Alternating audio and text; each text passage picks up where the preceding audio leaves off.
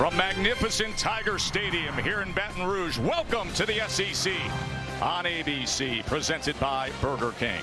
Number 16 LSU, the Tigers fresh off their incredible comeback win. They now host UCLA on this hot and steamy Saturday afternoon down south. Good afternoon, everybody. Joe Tessitore, as always, with my partner, Jesse Palmer. The Bud Light kickoff from here at LSU. Only the second time these programs have ever played, so it's a rare matchup. And let's remind you what's been going on with this LSU drama-filled season already so far. In our Bud Light Spotlight opening weekend, you remember the Sunday night game in Vegas against USC, right there for the taking, but then 8 seconds left. USC scores to take the win. And then last week at South Carolina, they trailed by 17, but rallied all the way back. Late field goal attempt was off the mark. LSU took a solid drama-filled road win. Where are you on LSU right now? They're a talented team, no doubt, Joe, but they have not looked dominant. That's the thing. I think they're lucky to be 2-1 right now. Even if you look at the Nicholls State game, week 2, they were only had a 2-point lead in the third quarter of that one.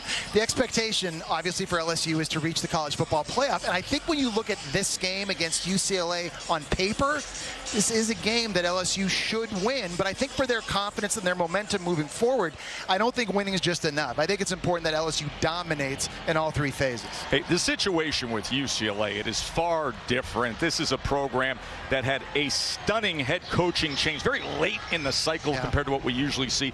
Deshaun Foster was back at his alma mater. He was a legend. Now he's the head coach. The players absolutely bought in, but still, Jesse, this is not the easiest road. Yeah, they've only played 2 games. We don't know enough about them yet. We're going to find out a lot today, though. They got to bounce back from a blowout loss at home last week against Indiana. So now you come into Tiger Stadium and the hostile environment. Not only do they have to fight the crowd, they got to fight the humidity here, something they're not used to. I think UCLA in this game today, Joe, they're going to get challenged both mentally and physically, and we're going to find out a lot. One of the great scenes in the SEC about to happen there as those Tigers will touch the wind bar and head out to this crowd. There's no place quite like it. The purple and gold culture surrounding the uniqueness of Baton Rouge, where they let the good times roll. That vibe all the time at LSU.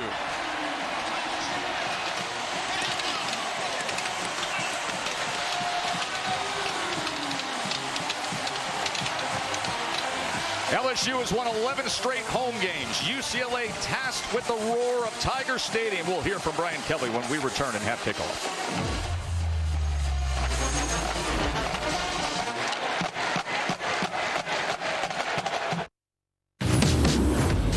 Williams into the end zone, and LSU does take the lead. This group's going to battle. LSU survives. It's not perfect by any means, but they're not going to give up. That's in their DNA. Durham inside the 20, stays upright, lunges towards the end zone, touchdown. They fight like LSU Tigers.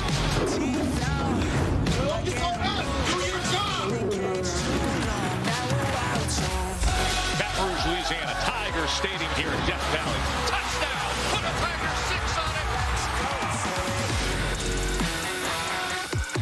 UCLA at Tiger Stadium for the first time, and another first in his long coaching career at the highest level. Brian Kelly has never coached against UCLA. Katie George, good afternoon to you. Thanks, Tess. Brian, after a few slow starts, what's the key to starting fast today? Well, you got to start thinking about, what are the things that you need to do to get into the right zone. Look, everybody's got to be locked into that. We cannot start slow, and we're going to take the ball and get on offense right away. Our offense has been really efficient. Getting off to a good start is executing our offense. So we've talked a lot about getting in the right zone right away and getting the ball to our playmakers. Defensively, where do you want to see that group take its next step? Well, this is about doing the little things the right way. Run support, tackling leverage, big picture stuff I'm fine with. We got to do the little things and do our job. It really is about doing the little things and doing our job every single play. Thank you. Thank you. Now, BK wants to start fast. LSU won the toss, and they did elect to receive. And, Jesse, you know how I geek out with SEC trivia, right? So here's one for you, and everybody's going to notice it because we're used to seeing the white uniform. Yeah. But the purple jerseys, only the third time since 1993 that LSU has worn purple jerseys for a day game at Tiger Stadium. And I got to be honest, in all my research, I was unaware they were wearing purple jerseys until they actually took the field today. Look at what we were talking about. 97 degrees, 54% humidity here in Baton Rouge. It feels like it's over 100. How is that going to affect Deshaun Foster's squad at UCLA? They are not used to playing in these kind of conditions.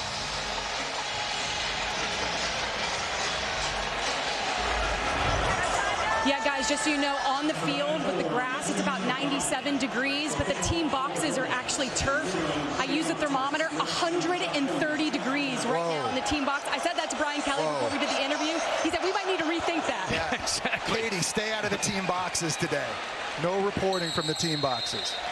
Garrett Nussmeier, of course, dealing with replacing and following a Heisman winner, but they're really pleased with him. Could use a little more support in the run game. What do you like about Nussmeier, Jess? Well, listen, he's not the athlete Jaden Daniels was while he was here, but he does a lot of other things really well, too. For the most part, he's made really good decisions. I really like the location of his throws from an accuracy standpoint. And, Joe, I absolutely love how good he is at anticipating. You're going to see that here in this game. All of that has led to 10 touchdown passes early this year. Right now, that's tops in the SEC.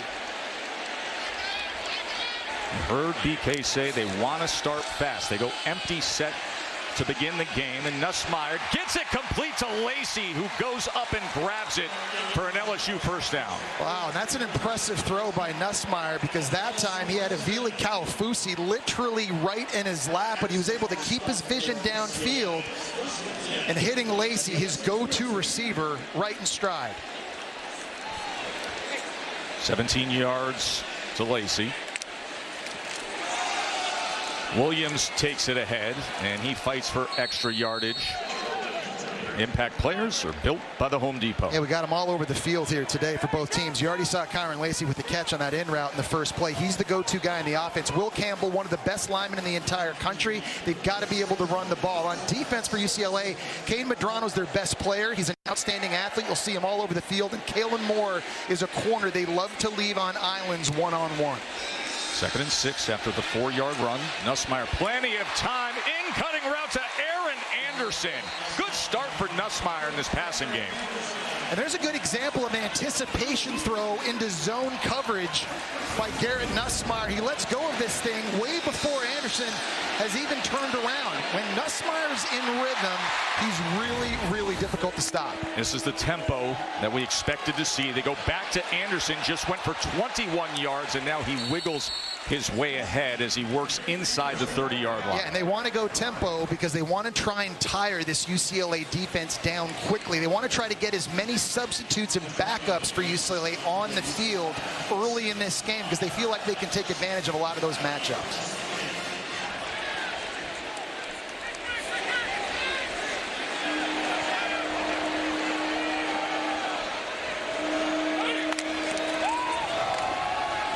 Here's Williams breaking free, and it'll be 1st and goal Tigers as Brian Addison saved the touchdown, but LSU is rolling on this opening drive. Well, it's really a nice job. You're pulling the backside guard and the backside tackle and just creating a seam right here.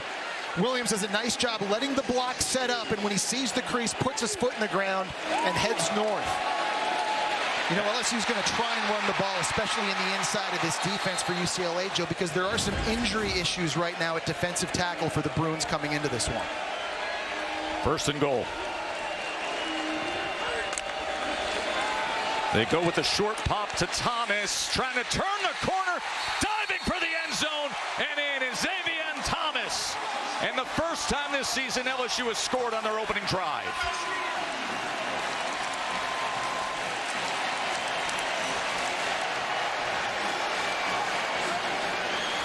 Taking a look at this again, this is a foot race to the pylon. Nice job by Xavier Thomas, and yeah. Aggressive pylon cam, bringing you that great angle of Xavier Thomas and his touchdown score.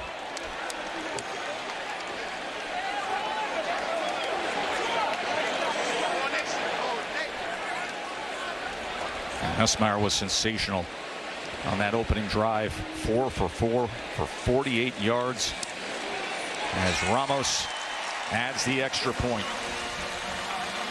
Well, this last touchdown was basically a foot race between Xavier Thomas and Kane Medrano. He's coming here, and the guy he's got to race is right there. And Xavier Thomas, the transfer from Mississippi State, is one of the best punt and kick returners in the country. And I think they do a good job here, Joe, at LSU of situationally putting him in the game. They use him in motion. You can put him at running back, hand it off, or give him jet sweeps. They're just trying to get Thomas out in space because, as you can see, so difficult to tackle and stiff-arming UCLA's best defensive player on the opening drive of the game. That's how you make a statement if you're LSU. Immediately, the attention turns to Ethan Garbers as he's getting ready. Offensive coordinator Eric Bieniemy, after all the success in the NFL, now part of the new staff at UCLA.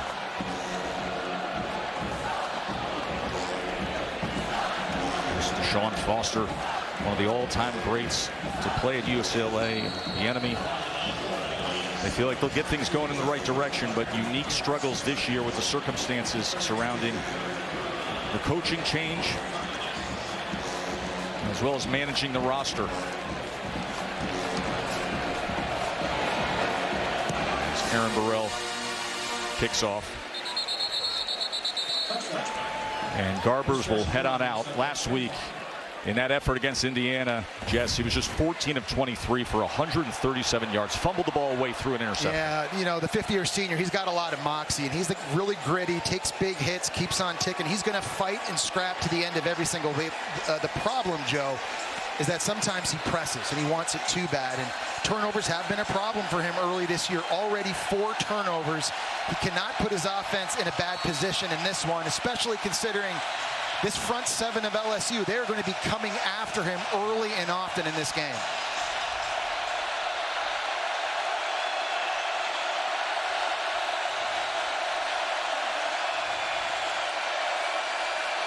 Garbers is going to run option, and he's going to be tackled right near the line of scrimmage as he's brought down by Savion Jones. Look at the impact players in this one. TJ Harden at running back is a weapon, running it and catching it. Rico Flores Jr., the Notre Dame transfer, has been their big play receiver early this year. For LSU, Braden Swinson is their alpha rushing the passer. 3 sacks last week against South Carolina. And we'll get into Harold Perkins Jr., one of the more unique talents in the country on defense. He has a skill set with lots of speed, and where he lines up today, I think is going to be a big story. Keegan Jones, who went into the backfield to flank Garbers, who's going to sprint left, look for something, and he is able to get it out towards the 30-yard line to Rico Flores Jr., who you mentioned transferred in from Notre Dame. Yeah, that's a big completion just to make this third down manageable. It's important, Joe, in this game. I think UCLA starts fast. Haven't been able to do that early this year. They fell down 10-0 early against Hawaii, 21-0 against Indiana. I think good things have to happen early in this game for UCLA and their offense if they're going to win this one.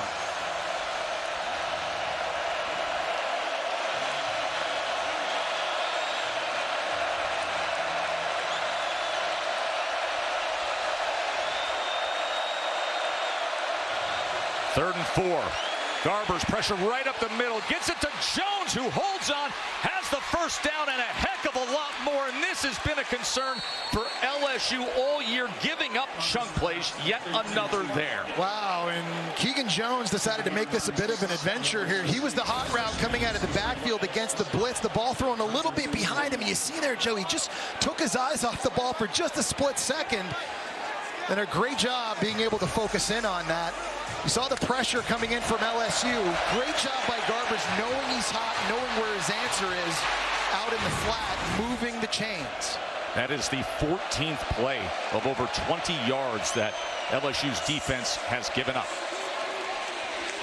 Quick slant, Flores with the catch. I like the play calling right now by offensive coordinator Eric Bieniemy, because he's gotten a lot of throws that are quick. The ball's coming out of Garbers' hands now, and it's helping his quarterback get into a rhythm playing here in a tough environment. Nice job of just settling your quarterback into this game.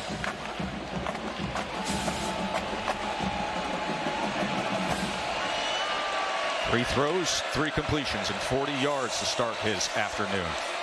Harden trying to keep his footing there as he gets himself inside the 35-yard line. Good start with an offense that, as you see, has struggled. Look at their national rankings in points and yards. And only one touchdown in each of the first 2 games. And of course, this is a much more complex NFL-style offense Eric Bieniemy is bringing in. The schemes are totally different. The verbiage is different. But I think the biggest problem, Joe, has been execution and getting all 11 guys to execute at the same time. Here's a big one here again on 3rd down. 3rd down and 2. Garbers back to pass. Had a retreat with that rush, and nobody was in range as Gio Paez was coming after him. Yeah, Gio Paez, the transfer from Wisconsin, won run up the middle, and he won one-on-one with Holsteg, the left guard, put pressure in Garbers' face, made it very difficult to complete that. And so now if you're Deshaun Foster, you got to go. You're inside the 35-yard line. I love this aggressive approach. At about 4th and 2.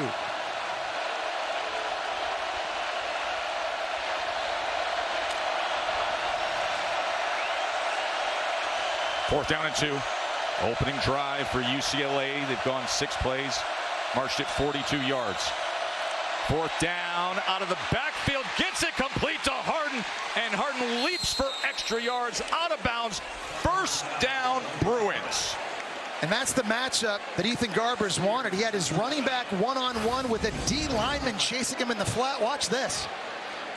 That was the perfect call on at the right time. Savion Jones cannot keep up with the running back out of the backfield. And you saw that time, Ethan Garbers, he wanted the ball right now because he knew in the pre-snap that was exactly where he was going to go with the football. Nice catch by Harden, and another great job moving the sticks. 13-yard reception on what was 4th down.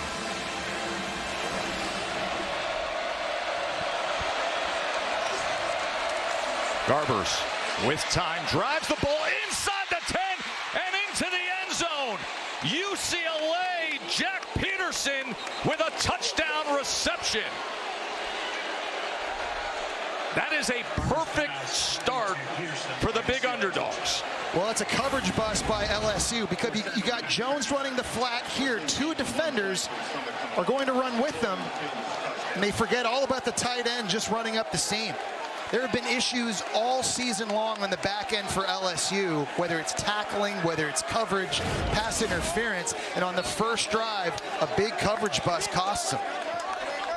A 20-yard touchdown, Garbers to Peterson. Pagani with the extra point. They faced the 4th down. They didn't hesitate. Garbers was able to find Harden. It kept the 8-play, 75-yard drive going. And here, with the roar of Tiger Stadium, first time they've ever been here, it's all tied up.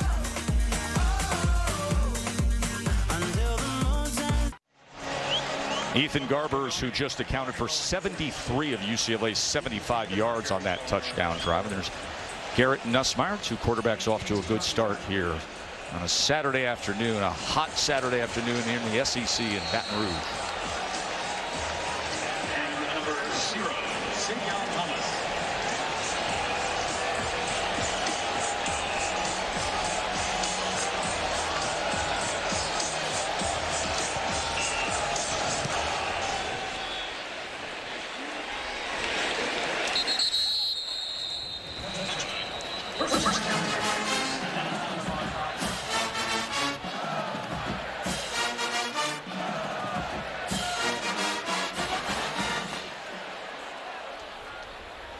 Jerry McGinn from the Big Ten heads up this crew.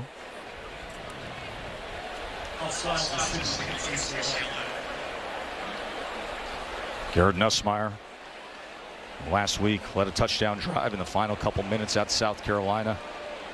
And a nice bounce back. They've thrown an interception on a goal line on the previous drive. That penalty was offsides on the kicking team. LSU going to accept it. Start this drive. 5-yard penalty. 1st down.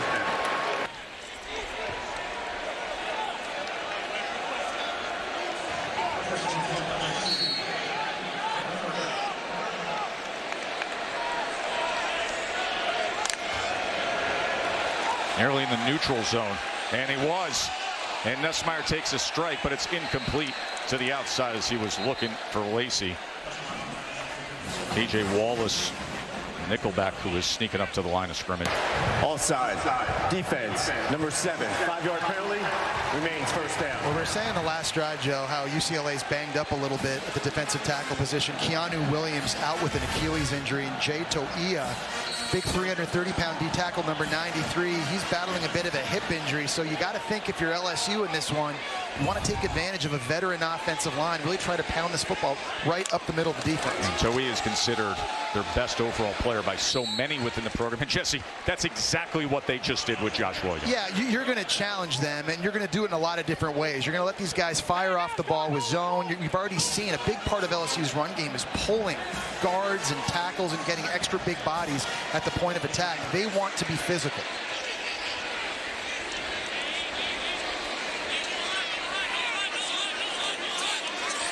Second and 1. Williams will get the work again, and the pile moves ahead, and the chains will move as well. Yeah, it's a running back by committee approach for LSU too. So Josh Williams goes first, and at some point you're going to see Caleb Jackson, the 235-pound true sophomore, and then Caden Durham, a true freshman that really sparked their offense in their win against South Carolina last week. He now in the game. Had 98 yards and went for 8.9 yards per carry with his 2 touchdowns last week.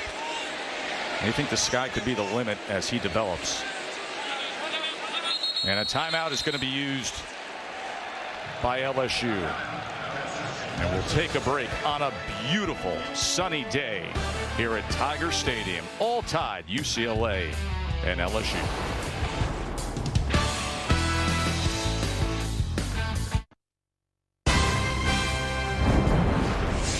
SEC on ABC is presented by Burger King.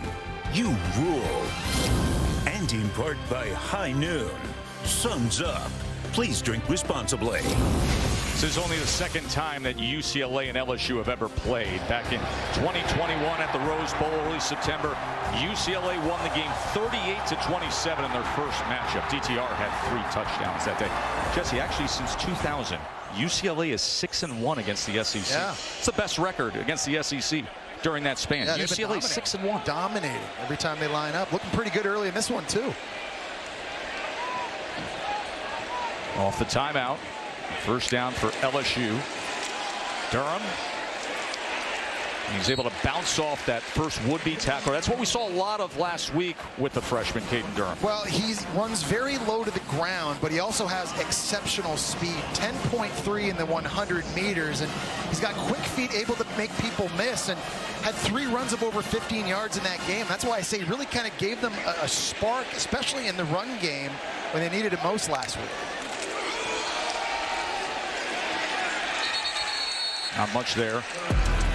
Caden Durham, he was a superstar in Texas, had 231 yards in the Texas State Championship game, the MVP there. You mentioned it, record-setting track team. He was on Duncanville, and then last week goes for 98 yards and 2 touchdowns. But that 4x200-meter relay team at Duncanville, that was the national high school record that was set last spring. 3rd down and 5, the first 3rd down that LSU has faced in this game. And they're pointing over at big number 66, Will Campbell, who, of course, is a huge NFL prospect.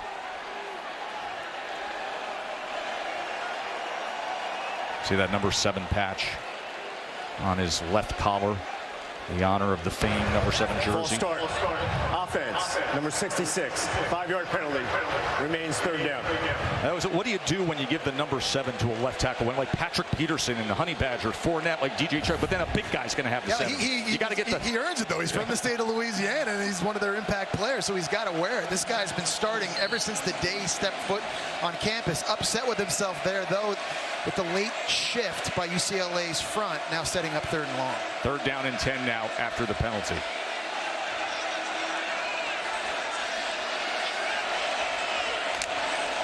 They back off the pressure as Nussmeier looking to get it downfield to Anderson. And Anderson does haul it in. It is a catch and a first down LSU. Well, that was a nice job that time by Nussmeier, taking his time and making sure the protection was set. It was a bit of a funky look by UCLA, and he fits this into a very tiny window. Already the third catch for Anderson. Quick to the outside as C.J. Daniels, grad student, transferred from Liberty, gets the reception. And there's a good example of the knowledge that Garrett Nussmeier has in this offense. UCLA brings the blitz at corner from the boundary, and right away, without any hesitation, he spits it out to the Liberty transfer, C.J. Daniels, for the easy completion.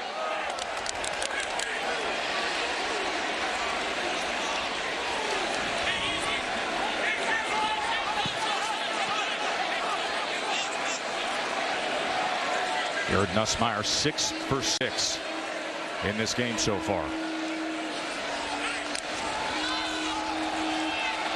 Keep it on the ground, and testing that right side was Williams, but he was driven back by Kane Madrano. Madrano is everywhere when you watch the UCLA defense on film. He really is, and he's an unbelievable athlete. Started his career as a receiver, got moved to DB, just kept getting bigger, so now they put him at linebacker, and on third downs like this is where he can really be a factor.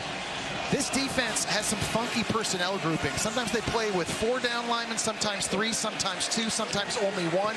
They put a lot of linebackers out on the field, and they muddle everything up at the line of scrimmage the way they are right now. And they're making it really difficult to know for LSU who's coming and who's not. 3rd down and 7.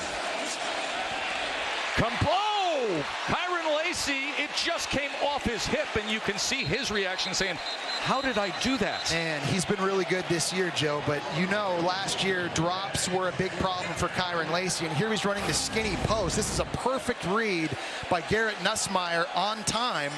He gets it out fast. They're bringing the blitz up the middle. It's picked up, and he hits him right in the face mask.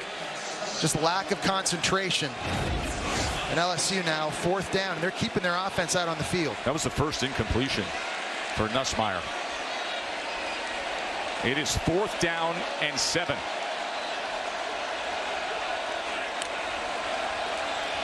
Nussmeier with time, and it's incomplete as he threw it to the outside of Thomas, and it'll be a turnover on downs.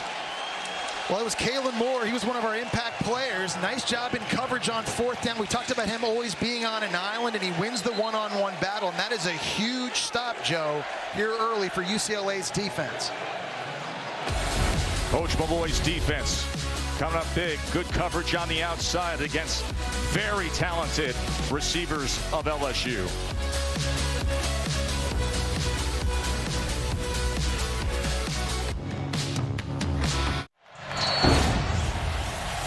Joe, Jesse, and Katie with you here, the SEC on ABC. UCLA tied up with LSU early on. Garbers, as it goes incomplete on 1st down. Coverage where it counts, presented by T-Mobile 5G Home Internet. Yeah, really impressed with Ethan Garbage early in this game. Really doing a nice job when getting blitzed, knowing where his answers are. That time on 3rd down, finding Keegan Jones in the flat. Zone blitz on 4th down.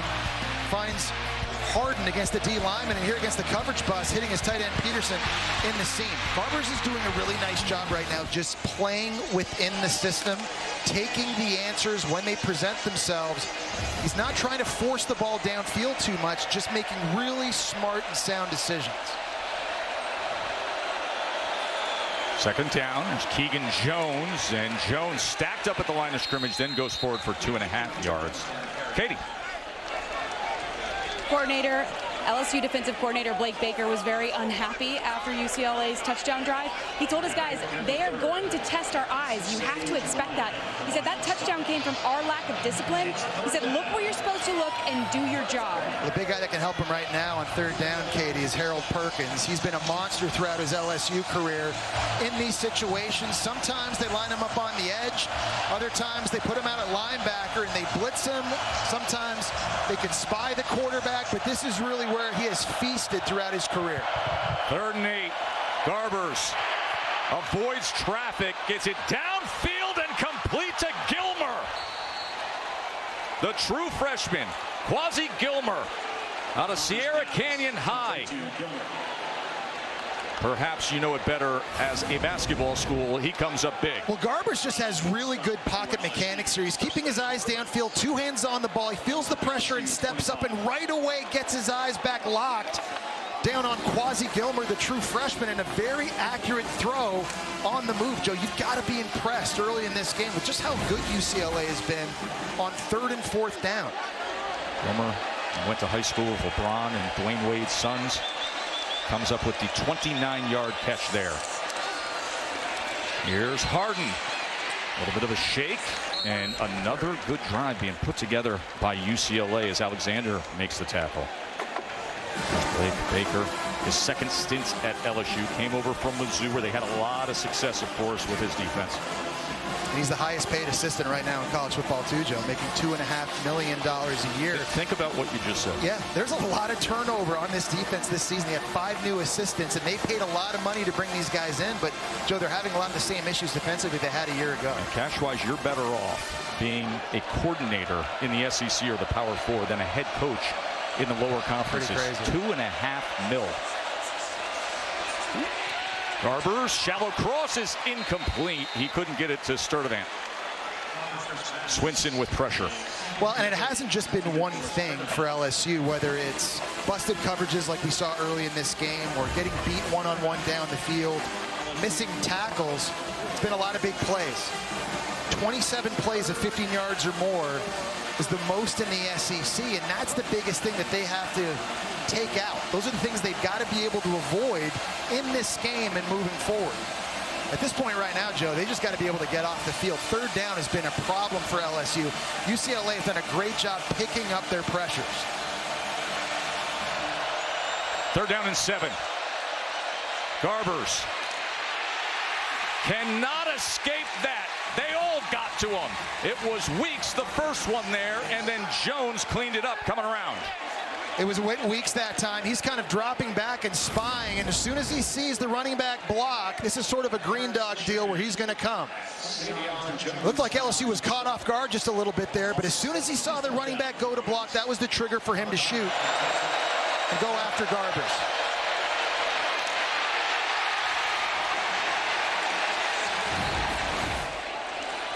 Mateen Begani on to attempt the 47-yard field goal.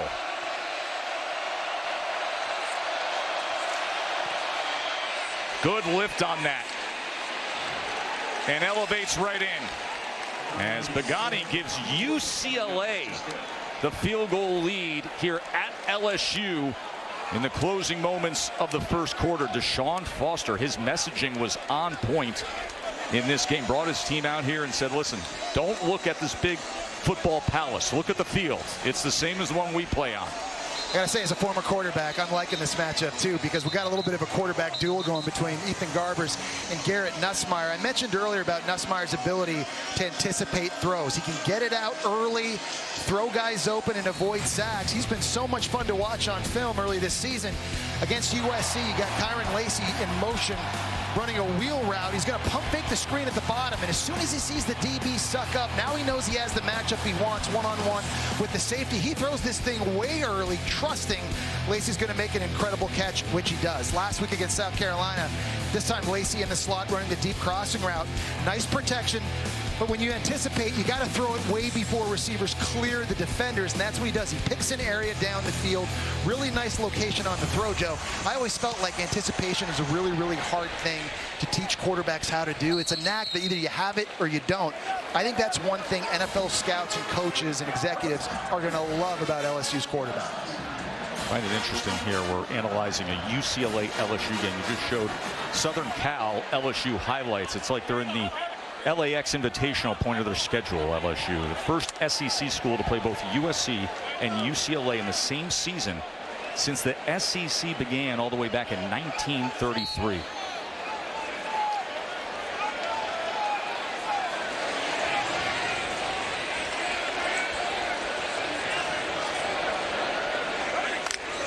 Nussmeier on first down.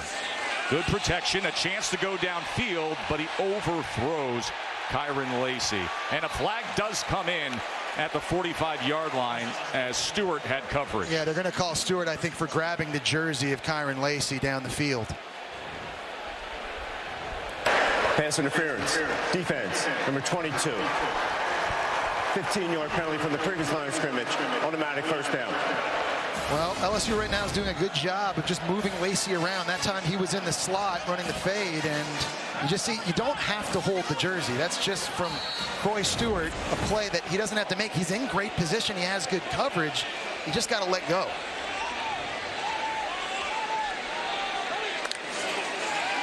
If you look on first down, quick out and complete to the very talented tight end Mason Taylor.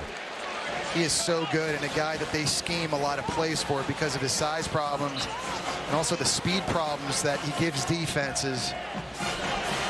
Each quarterback with a touchdown pass. UCLA playing solid and steady with a field goal lead on the road for the first time ever at Tiger Stadium. The SEC on ABC, presented by Burger King, returns after this message and a word from our ABC stations.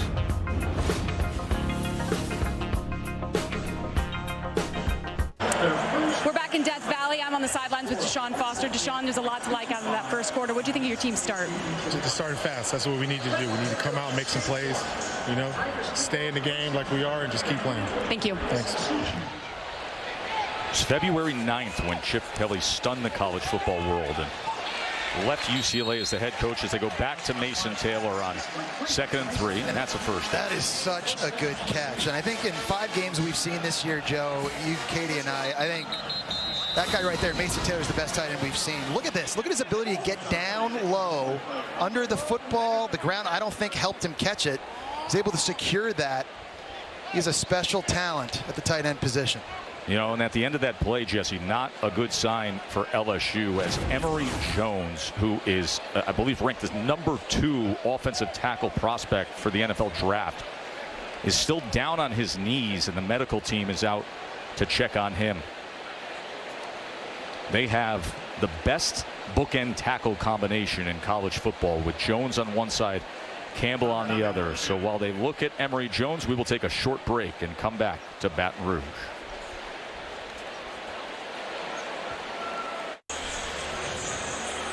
Oh, this is a good one tonight on ABC. Saturday Night Football presented by Capital One. Number 6 Tennessee, number 15 Oklahoma.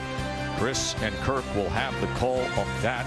Of course, can you imagine what that feels like for Josh Heupel, the former star at Oklahoma, now coaching this super talented Tennessee team. This was Emory Jones heading to the medical tent.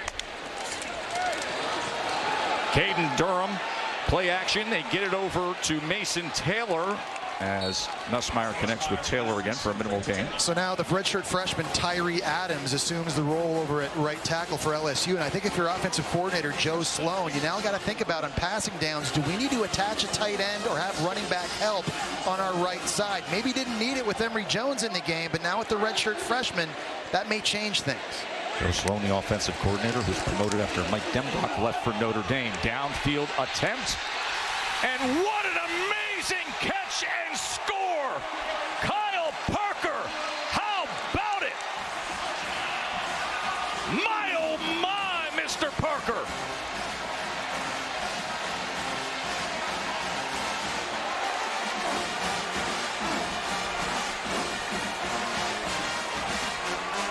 The redshirt freshman Kyle Parker lined up in the slot going one-on-one with Croy Stewart, who had a pass interference call earlier. How about the location of the throw by Garrett Nussmeier? You could not have walked down the field and handed it to Kyle Parker any better than that. That was big time. Progressive pylon cam, that extra effort of the dive for the last few yards with a defensive back right on top of him.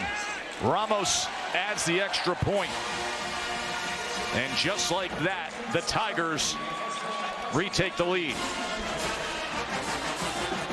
Beautiful pass by Nussmeier. Yeah, and I love the thought, too, by Joe Sloan, staying aggressive throwing the football. Your right tackle's out of the game. You're in an empty formation, so he's not going to get any help. You're trusting him to get it done up front to give Nussmeier time, but Nussmeier's really been in a nice rhythm so far in this game.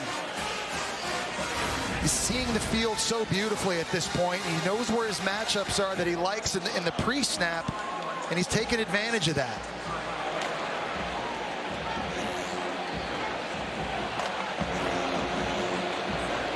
Great concentration on the catch by Parker. And you mentioned it, Joe, too. Just fighting his way to get across that goal line with Stewart draped all over him. Garrett Nussmeier likes it. 12th touchdown pass of the year for Nussmeier, and it was great to see that protection on the right side of the lines. Tyree Adams came in, the big 6'7", former 4-star recruit who they're super high, and it gets an opportunity. The All-American Emory Jones has to step out with a medical situation. The protection was there. The launch of the pass was spectacular. And then the big-time finish by Kyle Parker, and they did it in just 4 plays and a minute 20 with the quick strike. A 14-10 LSU lead.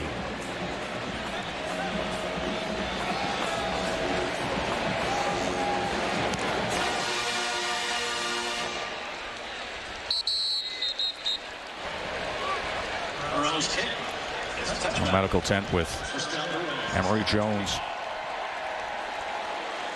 He was rolled up a few plays ago.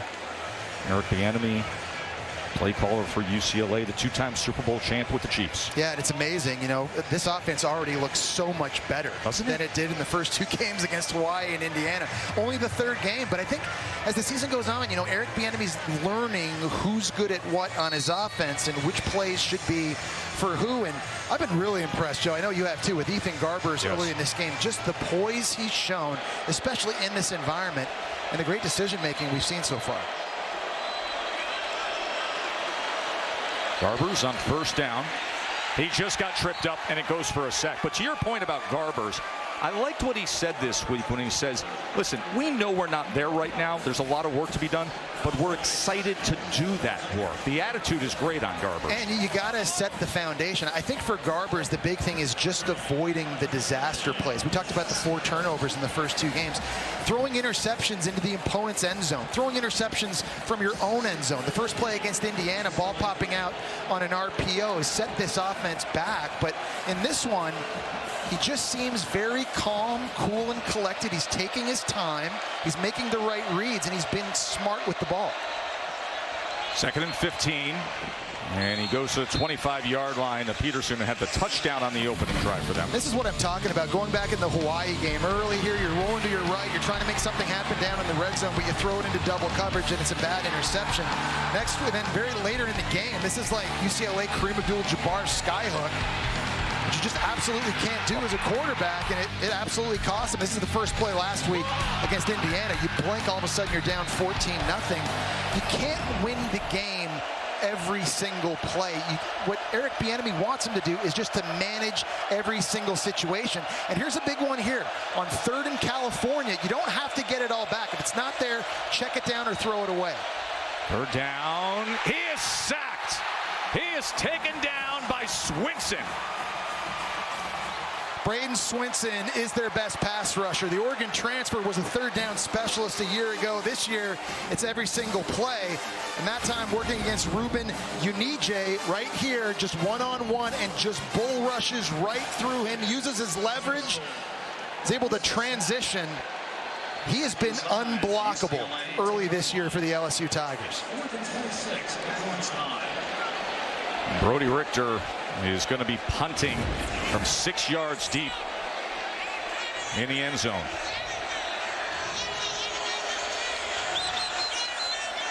They're going to set up the return. It'll be Xavier Thomas, but it's a good driven kick by Richter as Thomas retreats all the way inside the 25, but is able to make some of it up. But a heck of a punt by Brody Richter. Well, Nussmeier has looked pretty good for LSU, throwing it all over the field. 10 of 12 right now, and just doing a nice job at the line of scrimmage with his command and making sure the protections are set. He's had to throw under duress. That was the first play of the game, connecting with Lacey. There's a nice anticipation throw to Anderson from the other side of the field, finding his one-on-one matchup on that last touchdown pass to the freshman Kyle Parker. Number 13 for LSU. He is dialed in right now. I mentioned last week that interception that he threw late, but he stayed so positive, right? Just came back. BK said you never even know he threw the interception, and he's off to a good start here today. Durham? That's a really good point, Joe. I think that's the thing I'm probably most impressed with Nussmeier about is just he always battles. Yep. You know, the game is never over. He's going to go until there's zeros on the clock, no matter what good happens or bad happens. 4 starts coming into this one. On 2 of them, he had to come back from a double-digit deficit and lead his team back to a win. This guy is a fighter. I think that really resonates with his teammates in the locker room. 2nd down and 6. Nussmeier going to go deep again and just overthrows Anderson. The other thing, too, about Garrett Nussmeier is that he waited his turn, right, Joe? This is a 4th-year junior who lost a QB competition to Max Johnson early in his career. Obviously sat behind Jaden Daniels the last 2 years. In today's era of college football, Joe, if you lose a QB competition and you get benched, you're in the portal. Yeah, transfer city. And we see guys sometimes hop around 2-3 times, but Garrett Nussmeier has stayed loyal to LSU through 2 different head coaches, multiple offensive coordinators. He believes this is the best place to give himself a chance to win and to go play in the NFL. And then last year, when Jaden Daniels, of course, wins the Heisman, opts out of the bowl game, Nussmeier comes in against Wisconsin, goes for 395 yards and 3 touchdowns. Does Garrett Nussmeier. Listen, I don't think the problem is necessarily going to be Garrett Nussmeier in this offense and these incredibly talented wide receivers that we've already seen. There's some concerns on defense that are showing up. It's a little bit of deja vu, honestly, Joe, from what I saw last year in LSU. They essentially wasted an historic offense here at LSU that was scoring 45 points a game, led the country, Heisman Trophy quarterback. You've got 2 first-round wide receivers, and they didn't reach the playoff because of the defense. This year, you can see they've got the talent offensively, and they've got dudes on defense, too. But they just have those mental mistakes and breakdowns that consistently are getting them in trouble, and that's something they've got to be able to wipe out. It's the chunk plays they've been giving up big explosive plays to their opponents, and then this guy, though with his arm talent, can match on the other side. It is a 3rd down and 6 after they exhausted their 2nd timeout of this first half. 4-man rush against Nussmeier. Extends the play and gets it complete for a 1st down to Mason Taylor. And look at Taylor, the son of the NFL Hall of Famer Jason Taylor, and such a star here in Baton Rouge. Well, and Taylor does such a good job working with this quarterback. This route, he starts curling up over the middle of the field. He's going to break out of it. When he sees his quarterback start rolling to the right, you got to find open grass, right? Not out of control, just settle down, give him a place to throw. How about a shot going down that sideline again? Man. Crowd thought there was a lot of contact with Kirkwood teamed up with Kyron Lacey, and you hear the cascade of boos at the end of it with no flag. Yeah, that was Devin Kirkwood, big 6'3" in coverage. We've seen them called already for pass interference for grabbing the jersey on Kyron Lacey, and for whatever reason this time, it was not called. That's one thing you look for in referees, Joe, just pass interference. It's fine if there's no calls, but you got to be consistent throughout the course of the game for both teams. I don't think you're seeing it so far after that play. Second down. As Durham, not much there as he is driven back by K.J. Wallace. Well, this is an area where UCLA now needs a big stop themselves. And we talked about how they like to put a bunch of linebackers out here on 3rd down and roam guys around for Deshaun Foster. They do a really good job disguising their blitzes, their coverages. If you're Nussmeier, you cannot predetermine who you're going to throw to in the pre-snap. You've got to watch the safeties to give you an idea of where the pressure is coming from, what the coverage is going to be, and you have to be reactionary. So Busick and Havili Kufasa. Can they get there on 3rd down and 9? Nussmeier, quick strike, incomplete. He was trying to go to Taylor again, but Ramon Henderson was there defensively. That was a great break on the ball by Henderson right from the get-go. That time they played coverage. Everybody's eyes on Nussmeier. Henderson, the Notre Dame transfer, man, he put his foot in the ground and he beelined for this pass. Look at him right in the middle of the field here. No hesitation. That is a big-time play in the back end for Henderson. Peyton Todd on the punt for the first time today. Punted 3 times in the first half against South Carolina last week. One of them, of course, was blocked. Actually, that's Oschendorf who gets the call today.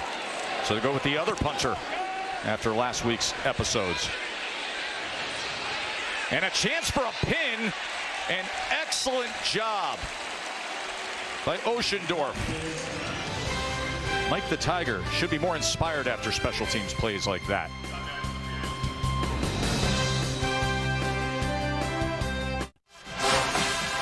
Welcome back. 14-10 LSU here in Baton Rouge. Been really impressed with Eric Bieniemy's offense at UCLA early in this one. We talked about the learning curve with his pro-style offense. It's not just scheme and blocking and running and route concepts, but terminology has been a massive difference. Much wordier play calling this year. For an example, this was a call I had back at Florida. Bandit right, 34 base. That's something typical you'd see throughout college. All of a sudden now you get to the NFL and I had Sean Payton, and the play call is completely different. How about Lightning 21? Explode to bunch right, F peel, 322, Y stick pump, X Oscar.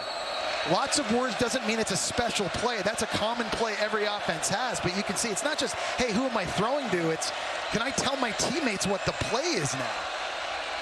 Here's Harden as UCLA started with that very compromised, their worst field position of the day so far. And there's method to the madness in these wordy plays. When you go back, Lightning 21 is the personnel grouping. Yeah. Explode to bunch right is the shift in the formation. F peel's the motion. 322 is the protection.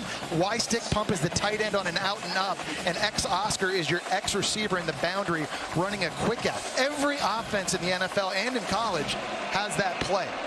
But it's not easy to regurgitate necessarily. And I think Ethan Garbers has done a really good job picking this all up. And his teammates have noticed as well. 2nd down and 8. Sprint to the right. Gets it to Matavao and goes ahead for a 1st down. And that tight end actually has commented on Garber's skill. Katie. Yeah, guys, Garber said it was really difficult at first. Like now the range is 15 to 20 words per play call with Bieniemy. He said he spent a lot of time this spring and summer standing in front of a mirror reciting the play calls over and over again, just memorizing and practicing how to say the lengthy play calls quickly to his teammates. Yeah, and Katie, it's interesting when you watch their offense, right? We talk about the tempo LSU's using, but UCLA likes to huddle. And I think that's a really good idea for a couple reasons in this game. One, because those plays are so wordy, when you're in the huddle with the other 10 guys close to you, it's the best, most efficient way to make sure you're communicating it to everybody efficiently.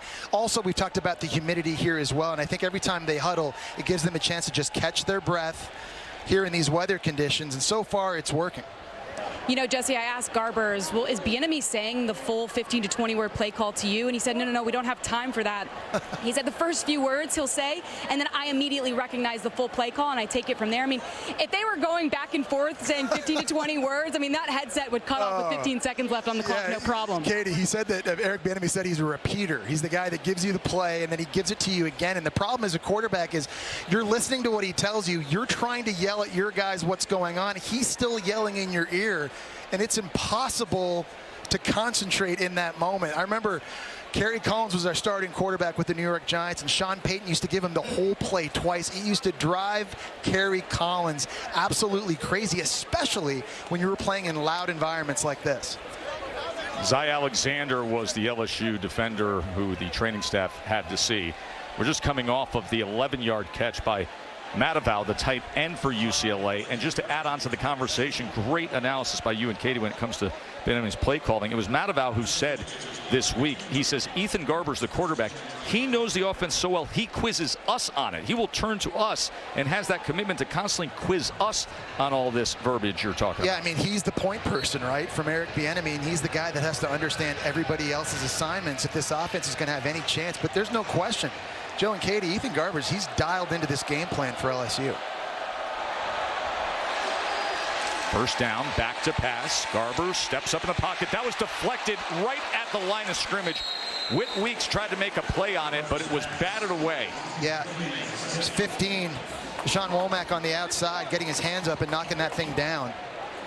Really nice job getting pressure. We've seen LSU now have some success coming off the edge, and they're winning these one-on-one battles with UCLA's tackles. That time there, I think UCLA's running back, TJ Harden, could have done a little bit of a better job giving him a chip, maybe softening that edge just a little bit. There's got to be new ways that UCLA can help out these tackles in pass pro.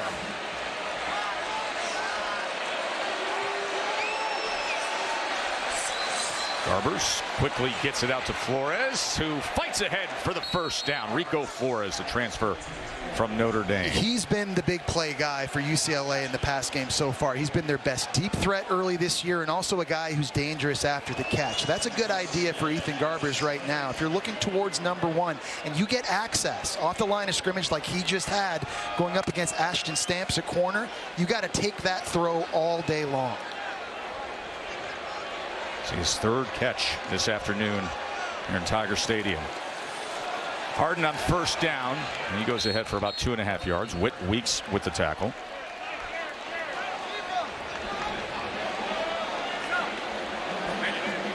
See Blake Baker, LSU's D coordinator, trying to find the answers, trying to find the personnel groupings and the schemes to put a stop to Ethan Garbers and UCLA. But for the most part today, it's been up and down the field for the Bruins, and someone on LSU's defense is going to have to make a momentum-shifting play. Saw Eric Bieniemy with his head into the play sheet. He said, listen, we're just still growing right now, trying to figure out who we are. I think they've taken already some big steps forward in this first half. Jones goes straight ahead, and he is just tripped up. I like that concept because that mirrors a little bit of what Chip Kelly was doing in UCLA during his time there. Kind of the wide stretch, slow zone, creating some misdirection. And it's Garrett DiGiorgio, the starting right tackle, down with an injury. And we will take a quick break. UCLA will be facing a 3rd and 5 when we return to Tiger Stadium.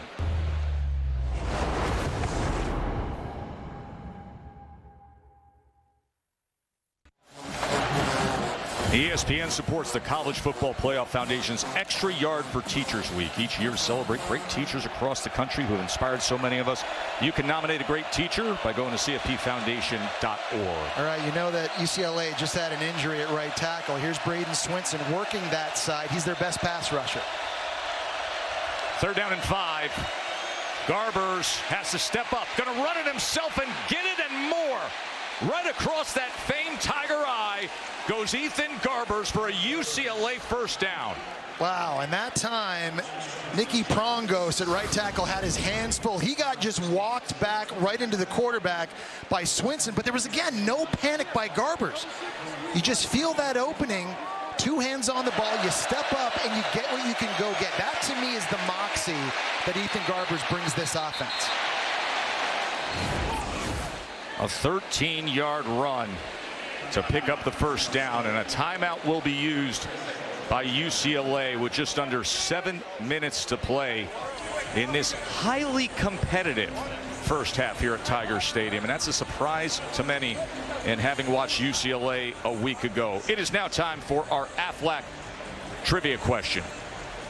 And it focuses in on that man, the head coach for the Bruins, because Deshaun Foster is one of 3 current head coaches who have played in the Super Bowl. We asked you, who are the other 2?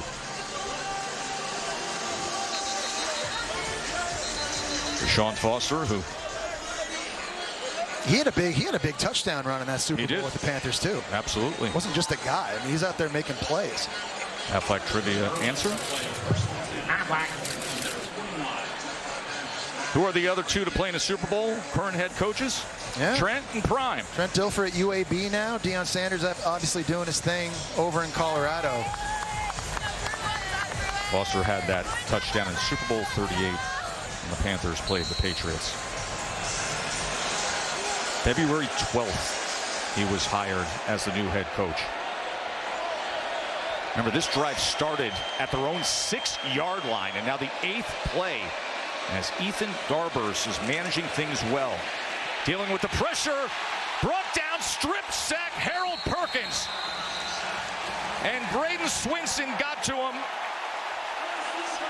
Braden Swinson was the one who comes around. And the strip sack, their 4th sack of the day.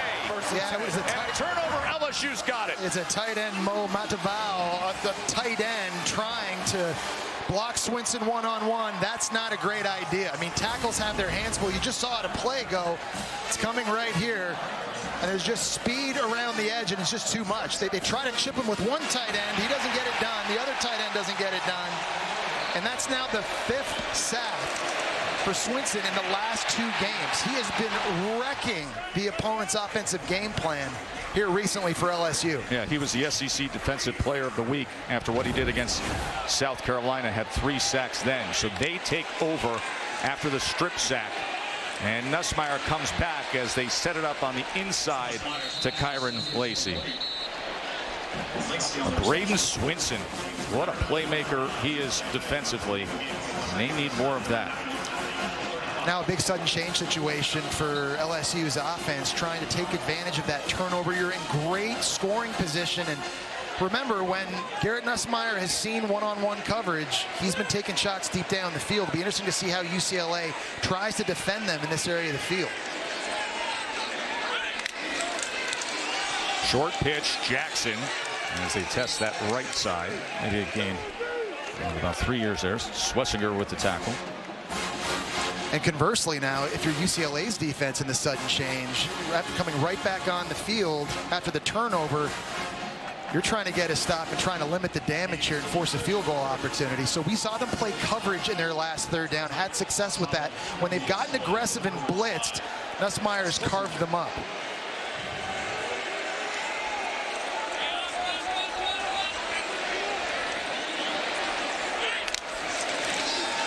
Third down and 5. Great drive of the ball as he's able to connect with C.J. Daniels. Another great anticipation throw. C.J. Daniels, he's just working the seam, and Nussmeier does a nice job keeping the safety and holding him in the middle of the field, not telegraphing where he's going to throw this, and when he releases it, a nice, easy, catchable ball. 23-yard reception. That is the 4th play they've had today that's gone over 20 yards. And now it's 1st and goal for the Tigers. As Williams makes his way to the 9-yard line. Just so much fun watching Nussmeier in Joe Sloan's offense. Joe Sloan, first-year play caller here. He obviously has big shoes to fill himself. Mike Denbrock now back at Notre Dame calling plays. We talked about what this offense was historically, how many points they scored in all the first-round NFL talent a year ago. And Sloan really trying to put his own stamp on the offense this season. Does have play calling experience prior to being elevated on the staff here. Was the play caller at La Tech. 2nd and goal. And again he goes to Daniels, and Daniels is met right away at the 5-yard line. It'll be 3rd and goal from there, Jesse. Yeah, and this has been an area of the field down inside the 10-yard line where Joe Sloan likes to dial up some rub routes and kind of get guys picked, use guys in motion and give them some access to get easier throws for Garrett Nussmeier. They've got a bevy of weapons, and I think if you're Nussmeier at this point with Lacey out on the field, C.J. Daniels we've talked about, Mason Taylor, one of the best tight ends in the country. I mean, you've got favorable matchups all over the field. Press coverage right now on both guys outside. 3rd and goal. Nussmeier to the end zone. And Kyron Lacey, incomplete, was the intended target. Well, they had Kyron Lacey outside, one-on-one, and Devin Kirkwood, a big 6'3" corner. Oh, sorry, that was Kalen Moore. We talked about him being an impact player. He's made a couple of big pass breakups on 3rd downs in this game. In their scheme, oftentimes they keep him isolated, and they try to match coverage to the opposite direction, but he's all alone by himself, and time again, he's been able to win those one-on-one matchups. Kalen Moore with a nice play defensively. Ramos has to come out for the short attempt, and with that, it's a full touchdown lead now for LSU. So the strip sack and the turnover by Swinson becomes a quick 3 points for the Tigers. Katie? You know, Tess, Braden Swinson's grandmother, she sadly passed away during the first half of the USC game. He was told the news during halftime and was understandably devastated. Brian Kelly told Swinson he could sit out the second half if he needed, but he wanted to play, he wanted to continue on, and Blake Baker says since that moment, they've seen a change in Swinson. His work ethic, his focus, his approach, he's handled the loss by pouring himself into the game. He has a newfound purpose playing for his grandmother. He has been playing so well, so difficult to deal with loss, let alone to find out while you're in the midst of competition. But he has been something special. And playing with tremendous effort, obviously, and a heavy heart as well. And we talked about it. He is blowing people's offensive game plans up these last 2 games. And I think moving forward, this is all on tape. Offensive coordinators are not going to be sleeping as well, knowing that number 4 is coming up and lurking there on the edge. He has been a problem to block.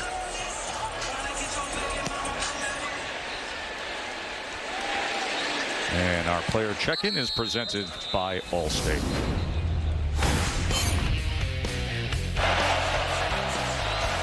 We talked about the success that Brady Swinson has had. First just using speed coming off the right side, now it's the left side.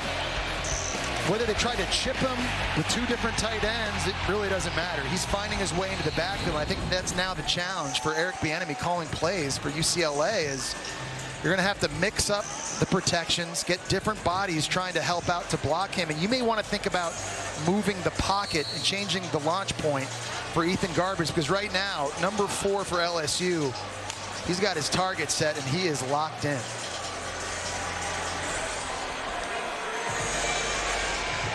Garbers 125 yards passing, the touchdown pass, but sacked 4 times already. And able to get it complete downfield as they got him out of the pocket, and he goes to Logan Loya. That's what I'm talking about, Joe, right? It can't just be 5-7 yards behind center every single time and you let LSU pin their ears back. You got to move the launch point a little bit. Really nice play call by Bieniemy, buying his quarterback some time, making the throw easy, giving him the vision, and just nice throw in rhythm. See Perkins there just a tad bit late, but right into Logan Loya. You're going to see Loya get some more snaps now with Titus Mokiao-Atimalala out with an injury. He's their starting slot receiver. Loya was very active a year ago in this offense, leading them in receptions, receiving yards, and touchdown catches. They come around with Shaw, and Shaw makes a man miss and another. And how about the son of David Shaw, the former head coach of Stanford, showing you the wiggle and explosive ability. And I like the one thing I think that this offense had been lacking in the first 2 weeks was misdirection. And here you get the flow of LSU working to the left. You pitch it back to Shaw. And what a great job out in the open field, making people miss. And all of a sudden, it feels like they've got LSU's defense a little bit on their heels again. It's a 9-yard run by Carter Shaw.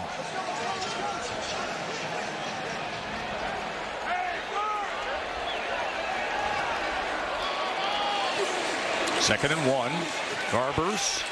And get out of the backfield to Harden, and Harden with a stiff arm and ridden down, but picks up the first down, crossing midfield. Greg Penn tracked him. Eric Bieniemy's been dialing it up. Big plays. Today, 8 plays of 10 yards or more, and they've done it in a lot of different ways. Here we are at the 2-minute timeout. Down 7, 2 timeouts in their back pocket. UCLA threatening to tie this thing up.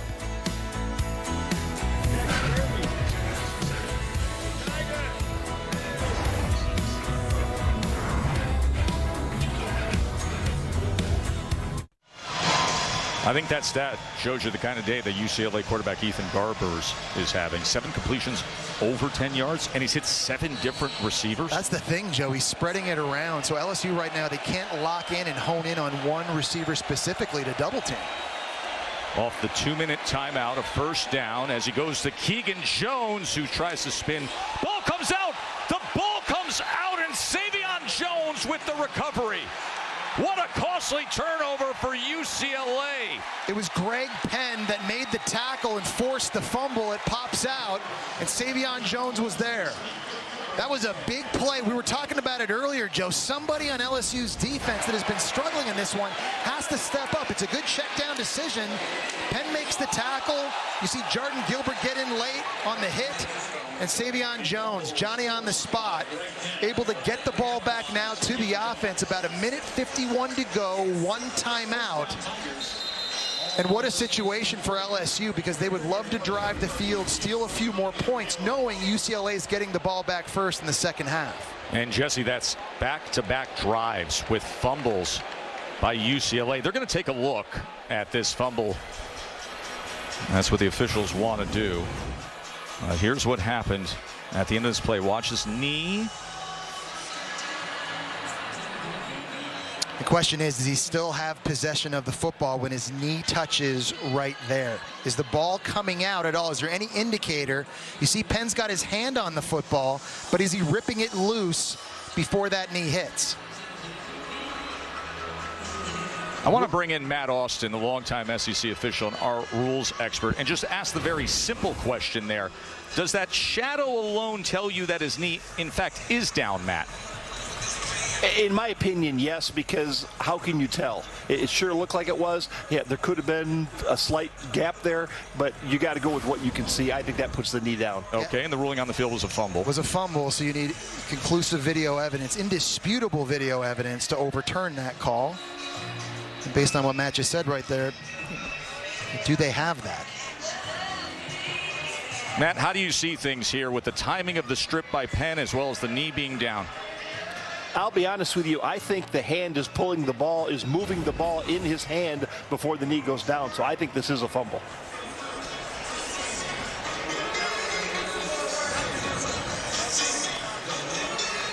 Now, turnovers has been something Brian Kelly has been really pleased with. He obviously knows there have been struggles defensively, but a year ago they weren't getting too many of them. Early this season, ball's been bouncing their way a little bit more in that regard. And if this call does get overturned, man, it's a momentum shifting one because it potentially sets up a big swing here with Garrett Nussmeier in this offense if they can get some more points before going into halftime.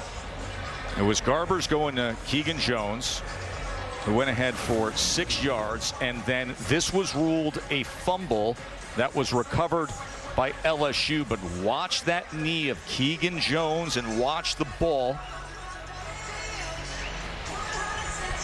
And to your point, what a big swing call this could be, because UCLA with Garbers and the offense are finding the rhythm and coming down trying to tie this game. As Brian Kelly looks on, year number 3 for BK. Comes right in, LSU wins the SEC West, produces a Heisman Trophy winner, and now this team.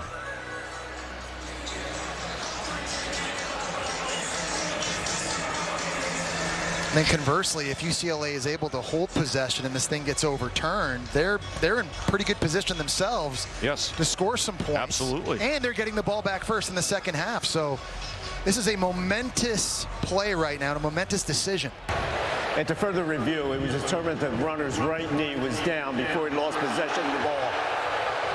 It'll be second down for UCLA. Clock operator, please take 10 seconds off the game clock. It should be 1:41, 1:41. Thank you. Jerry McGinn, who heads up this Big Ten crew that is working the game here at Tiger Stadium.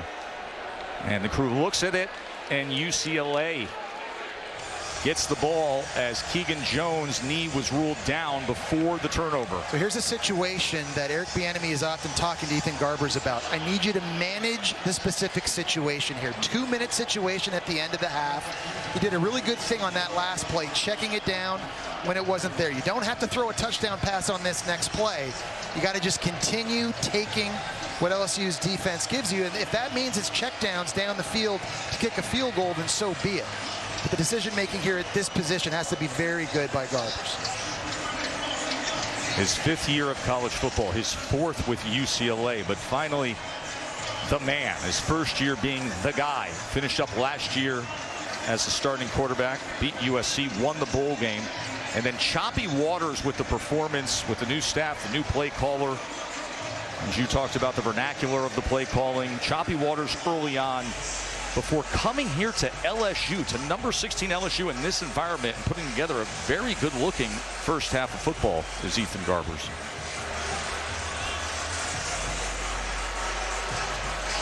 Welcome to Death Valley, the sign says, and it is the first time that UCLA has read that, their first trip to ever play a game even in the state of Louisiana. 2nd and 4. Harden makes the cut, goes ahead, and it's a first down UCLA. I love it too, because the entire playbook is open right now. If you're Eric Bieniemy, because of the timeouts in your back pocket, you can run it if you need to. Another injury, that's Jordan Gilbert, safety for LSU, Texas A&M transfer, now down on the ground. And with that opportunity to go to the studio, we will take it with Kevin Nagandi and old number 4 for LSU, Booger McFarland. Number 4, 94? 94. 94. Tess, Jesse, thank you so much. Here's State Farm Halftime Report coming your way. Number 7, Mizzou, in some trouble at home. Highlights coming your way. Michigan's defense showing out at home against USC. Boog is buying stock with Clemson right now. We'll explain why. What are you seeing from UCLA's offense? So far, the offensive coordinator for UCLA, Eric Bieniemy, is doing a great job of scheming up LSU's coordinator, Blake Baker. And he's got the quarterback, Ethan Garber's very comfortable right now. That's the story of the first half. The QB's playing well. Tess, they need a big defensive tackle to clog the middle up right now. Those Tigers. Back to you. I'm a pass rusher. The problem is he's not that big anymore. That's why I said number 4 instead of 94, Here's the right? thing. Booger wishes he was number 4. He wishes he was one of those D linemen that gets the single digit. The new Booger would have a single digit with that body now. Mr. Peloton over here. And the number 4 right here, Number 4. Braden Swinson, has That's right. been a heck of a guy. Yeah, that's a guy that Ethan Garber's in this offensive line. They need to know where he's lining up each and every play. Right now, he's staying to the left side, working against the right tackle of UCLA. They've had an injury issue there. Looks like Garrett DiGiorgio is back in the game. That's good news for UCLA. Flag comes in. That's going to be on Unijay. Ruben Unijay, the big left tackle.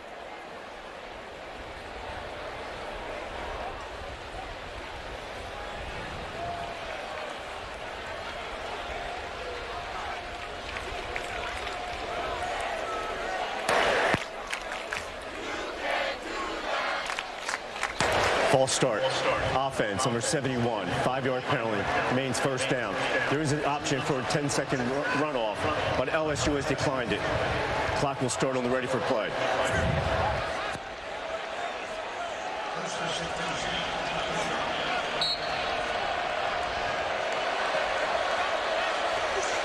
First and 15 after the penalty. Harden with the reception and met immediately and taken down their 35-yard line. That was an incredible catch that time, too, by T.J. Harden, because I think Weeks actually tipped that ball on his blitz. He actually got a hand on it, and he was still able to make the catch. Number 2 timeouts remain for UCLA. Garber's going to take a shot downfield, and staying with it was Gilmer. Stamps had coverage. Gilmer stayed with it. Excellent job by the true freshman. Well, Ashton Stamps is the corner that a lot of offenses have been attacking deep down the field, and that time the true freshman's able to go up and kind of volleyball tip it to himself. Another great catch. 2 back for the Bruins. Would you look at UCLA here? Harden drives ahead, but Quasi Gilmer. Progressive pylon cam here giving you a look at this. Up over the top. Stamps looked like he may have batted it for a second, but really good focus and concentration by the true freshman outside. Second and goal. Garber's sprint left, looking for an option to the end zone. And a flag comes in as Carter Shaw was the intended receiver, and J.K. Johnson was there defensively with coverage. Pass interference calls have been happening all season long for this LSU secondary, and we've seen one guy just get beat on a fade route, and now PI in the end zone, going to set up UCLA closer to the goal line. Holding. Defense, number 12. At the distance to the goal. Automatic first down. And I like the play call again by Eric Bieniemy because he's moving the pocket and getting Garber's rolling to his left. J.K. Johnson, the Ohio State transfer, just getting too handsy. So here you go if you're UCLA, and you know they'd love to just be able to line this thing up. They're going to put Garber's under center, turn around, hand it off to Harden, see if they can be physical. That's what they do, but he can't get there. He was met immediately by Weeks. And you kind of go back to the decision by Brian Kelly now to not allow the 10 seconds to run off the clock a few plays ago. Had they had done that there, UCLA would only have 6 left. He's actually really helped UCLA out in this situation with more time. The timeout is used by UCLA. They have 1 remaining. Second and goal with 16 seconds to play. And they're going to add a little time to the clock here in this first half.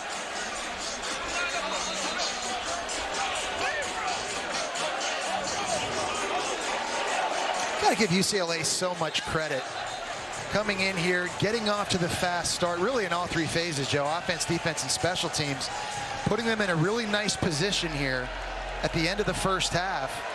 You know, I don't know how many people out there in anticipation of this game thought it would only be a 7-point contest up to this point, but UCLA has an opportunity to tie this thing up going into halftime. And again, as a reminder, they're getting the ball back first in the second half. Second and goal off the timeout. Garbers wide open and scores. Flag is down. Rico Flores with the catch. We'll see if it stays that way. It's a UCLA touchdown as of now. Holding. Offense. Number 71. 10-yard penalty from the previous line of scrimmage.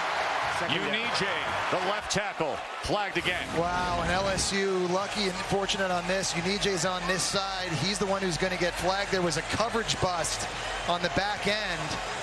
He's working against Savion Jones. That would have been the second time we've seen an LSU coverage bust for a touchdown pass. Very, very fortunate with that holding. And now UCLA is backed up.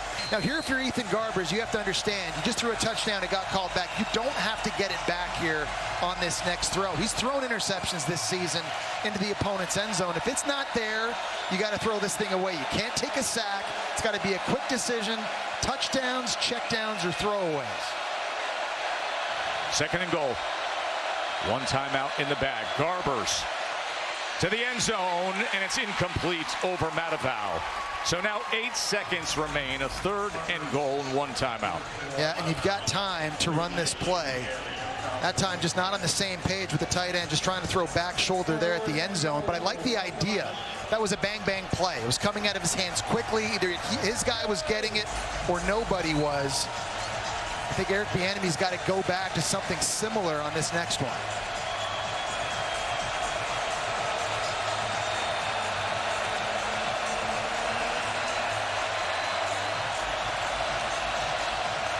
Third and goal. Play clock counting down. Here's Garbers. Steps up. Throws to the end zone. And that ball is caught by Loya. Logan Loya with a touchdown catch. With 2 seconds remaining in the first half. That is just an incredible throw by Garbers that time. Savion Jones coming off the edge forces him to step up. Then he's got Major Burns at safety right in his face. None of it affected him. He was able to keep his eyes downfield. He takes a massive shot right in the gut by Major Burns, but finds Loya for a massive TD with just 2 seconds to go here at the end of the half. Incredible drive by Ethan Garbers as Pagani ties up this game. UCLA, who is struggling and looked so bad last week, comes here to Death Valley and puts forth this kind of a first half. Yeah, Savion Jones is bringing the heat here. The guy you got to watch is Major Burns because he's kind of spying, waiting, and he's going to deliver a very clean hit right into the gut. And still, Garbers lifted off the air, is able to somehow follow through and keep the nose of the football down. I don't know how he did that. He puts this accurately right on the face mask of Logan Loya. What an impact Loya has had early in this game too, Joe. You mentioned it earlier. He was their leading receiver a season ago. Only had 1 catch coming into this game. But plays like that, Eric Bieniemy, Deshaun Foster, they like it. And they have every reason to. They have been very impressive in this first half. They really have. Give credit to this coaching staff for delivering the message this week. As UCLA has come out, they've really believed. They have played disciplined. Yeah, and they've been resilient too. Because remember, just 2 plays ago, Garbers threw a touchdown pass, but Unije had a holding penalty and moved them back. And on the very next play, with only 8 seconds to go, they're able to come through.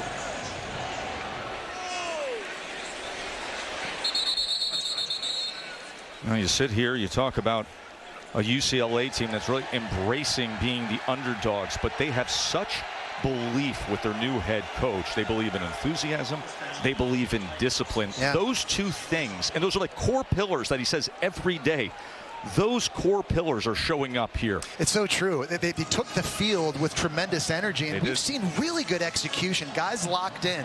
Offense, we've seen it up and down the field. On defense, they've gotten the stops when they've needed to. They've kicked a long field goal. They punted and pinned their opponent inside the 5-yard line. They're doing lots of things well.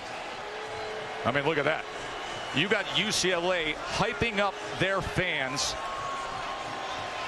in a tie game on the road at LSU, and they will get the ball to start the second half. And that pass by Garbers to the end zone to Logan Loya, which is 2 seconds remaining. Momentum with UCLA and LSU, a team who has been superb at home with 11 straight home wins. It's the longest streak they've had in a decade.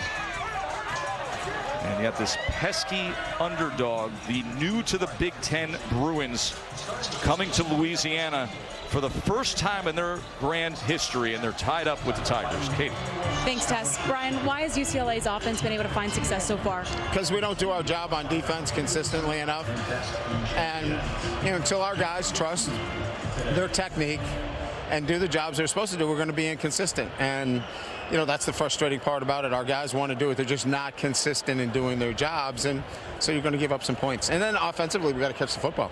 We can't settle for 3 points there. We, had an opportunities on a couple of occasions to catch the football. And that's not like us. So offensively, we got to be cleaner, catch the football, put 7 on the point, on the board, not 3. And then we got to do our job on defense. Thank you. We don't do our job on defense consistently enough. 17-17. This was the touchdown by Loya that tied the game. The State Farm halftime report is still to come after these messages and a word from our ABC stations.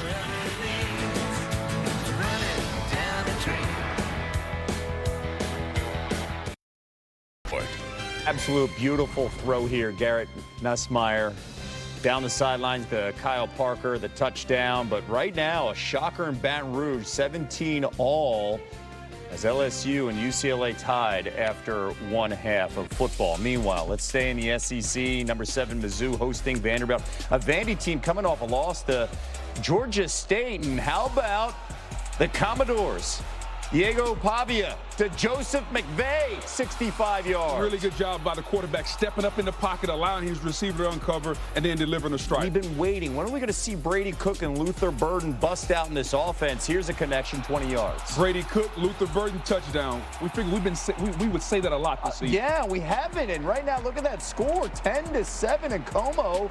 Vandy with the lead that game on the SEC Network. He is Booger McFarland. I am Kevin Nagandi here. Again, we heard some boos there. Coming into this game, LSU a 3-touchdown favorite. You heard Brian Kelly talk a little bit about the defense not trusting each other. What do you make of that? Well, LSU has a new defensive coordinator in Blake Baker who comes over from Missouri. And right now, anytime you implement a new scheme, there's going to be a little time for the guys to get a hold of it. But to me, that's not the story of the game. Eric Bieniemy, the UCLA offensive coordinator, to me, is putting on a master class right now. He understands where Blake Baker is bringing the blitz from. He's checking out of it. He's got a quarterback that's looked terrible so far this year, Ethan Garber. He looks very comfortable on the road in Tiger Stadium. So really nice job so far by Eric Bieniemy. We'll see what adjustments will be made at the half. Meanwhile, a lot of adjustments if you look at the schedule and like, okay, what's going on? Who? Conference realignment? How about this? First game of the Big 12 for Utah, taking on Oklahoma State, and Cam Rising, injured hand. So we saw Isaac Wilson, and that's not a good thing. No, that's really not a good thing, especially on a 4th down if you're Utah. Okay, and then on the other side, Alan Bowman. What we've seen with this offense is a lot of focus on Ollie Gordon, so Bowman getting the chance to capitalize, and then Wilson on the other side. Oh, no. Finds it. Yeah, no, he's picked off by Trey Rucker. And then Brant Keithy, it feels like he's been playing there for 10 years for the Utes. No doubt. Between he and Cam Rising, they probably got 15 years of experience on the collegiate level. Utah on the road up 10-3. Again, another matchup where you're like Michigan, yeah, in the Big Ten. First regular season meeting, make that USA first regular season meeting between these two since 1958. And Kalel Mullings, that is the storyline for Michigan. They were back after running the football and their defense showing up. No doubt, if you're Michigan, you want to run the football over almost 200 yards rushing, Kev, so far. And this is a story you want to see if you're Michigan. Donovan Edwards running the football, ball in the left hand. That's what we saw on the way to a national championship last year, and that's what they're doing today. And USC just looks lost right now. Physicality, USC's 3 points in the first half, second fewest ever for Lincoln Riley. Meanwhile, what you're watching right now in Week 4 is the first passing touchdown for Riley Leonard for the Fighting Irish. He finds Bo Collins, but this game a little close here. Number 17 Notre Dame beating Miami of Ohio by 11. Ohio State, number 3 in the land, final tune-up before Big Ten play taking on Marshall. Quinshon Judkins. No doubt, Kevin. You got to give a shout-out to the offensive line. Anytime the running back can make one cut and Judkins can get downhill, the former Ole Miss running back takes it to the house, 80-plus yard run. 173 yards on the ground, averaged over 12 yards a carry, and Ohio State would roll 49-14. Meanwhile, Penn State feeling really good early in the second half, up 35-0 against Kent State. Ahead, a pair of quarterbacks shine in ACC country. Clemson looks like they're back on track offensively, and the shocker in Chapel Hill, James Madison put up 70. JMU! This halftime report is presented by State Farm. Like a good neighbor, State Farm is there. You're watching the State Farm halftime report. Welcome, Kevin, back with you. If you want to know where you can watch your favorite team, go to Where to Watch on the ESPN app and ESPN.com. Tap or click the TV in the upper right and enter your team. Where to Watch, the ultimate guide to live sports. Where to Watch Louisville right now, ESPN2. You can even watch on DirecTV now. Yes, you can. Welcome back. Welcome back. DirecTV customers. Glad that you're joining us once again. Louisville taking on Georgia Tech. Tyler Shuck to Chris Bell. How about that on Harry Douglas Day? The Cardinal looking pretty good, huh? Oh, congrats, Harry. Congrats with the number right there. Big celebration for the Cardinals as well. Number 21, Clemson, big celebration for the Tigers and what they did. Cade Klubnik, how about this? 125 points the last 2 games. It was all about the quarterback. It was daylight and dark difference from against Georgia till today. He looked more comfortable. Clemson played well. Maybe just maybe they're back. You're buying stock. Yeah, just a little bit. 800th win in program history, 59-35. Meanwhile, a shocker in Chapel Hill. Both undefeated. That is James Madison in North Carolina. It really was Alonzo Barnett. He was all over the place. How about a day for him?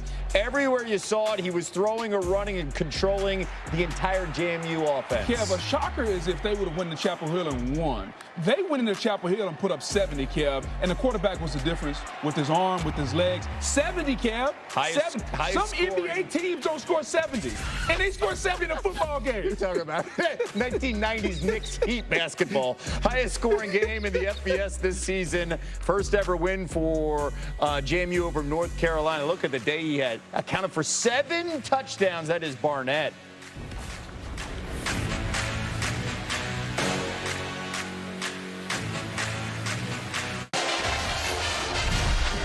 This halftime report is presented by State Farm. Like a good neighbor, State Farm is there. On the mountaintop, at long last. The more things change, the more they remain the same. Wyvern goes back a century. Like Ali and Frazier. You go take what belongs to you. Let me in.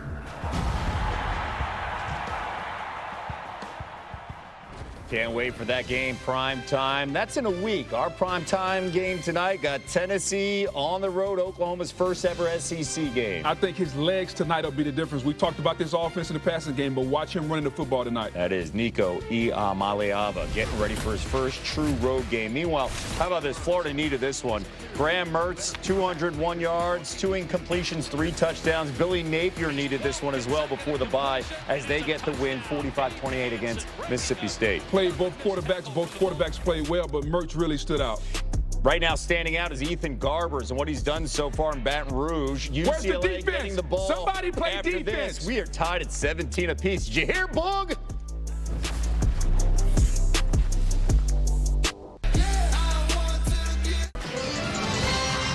Back here in Baton Rouge with the SEC on ABC, presented by Burger King. I think a lot of people are shocked by this one, having watched UCLA a week ago when they lost to Indiana, and now they come here to LSU for the first time in program history, and they're tied up at the half with the 16th ranked team in the country. Joe Tessitore, Jesse Palmer, Katie George with you here on this sun-kissed hot day in Baton Rouge.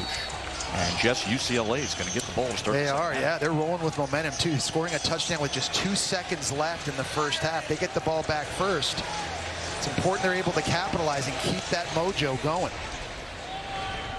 And their quarterback, Ethan Garbers, is a huge reason why. He's been dialed in, really impressed with his decision-making. Early in the game, 3rd down, getting blitzed, find the hot to your running back out of the backfield. Later in the drive, 4th down, same deal. Zone blitz on the defense, you know where your answer is. He sees the busted coverage, hits Peterson, his tight end, for a touchdown. He's done a nice job in pre-snap, too, finding the one-on-one matchups. This time to Quasi Gilmer up over Ashton Stamps. And then at the end of the half, you throw a touchdown, penalty brings it back. Very next play, Joe, honestly, that might be the best throw I've seen early this year. That was incredible, what Garbers did on that touchdown pass to Logan Loya.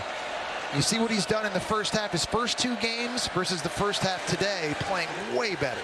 Berger squares those shoulders, and Jalen Berger with a chunk play to open up this second half. And again, the LSU defense giving up a play over 10 yards. That went for 13. Well, these outside stretch runs, you saw them all the time with Chip Kelly. You didn't see very many of them, though, in the first 2 games for UCLA. But Eric Bieniemy always adding to the playbook and to the schemes, and something that LSU hadn't seen on film, and UCLA is having success with these slow developing stretch run plays.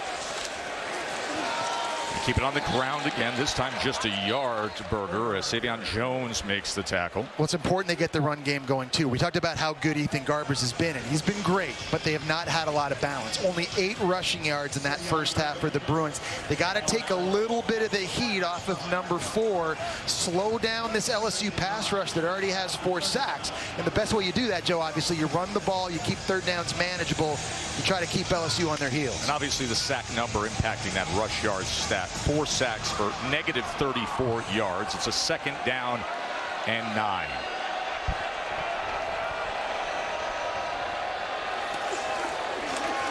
Pressure on Garbers, but he gets it downfield and just beyond the outstretched arm of Rico Flores as Stamps had coverage. So LSU's defense has had problems today.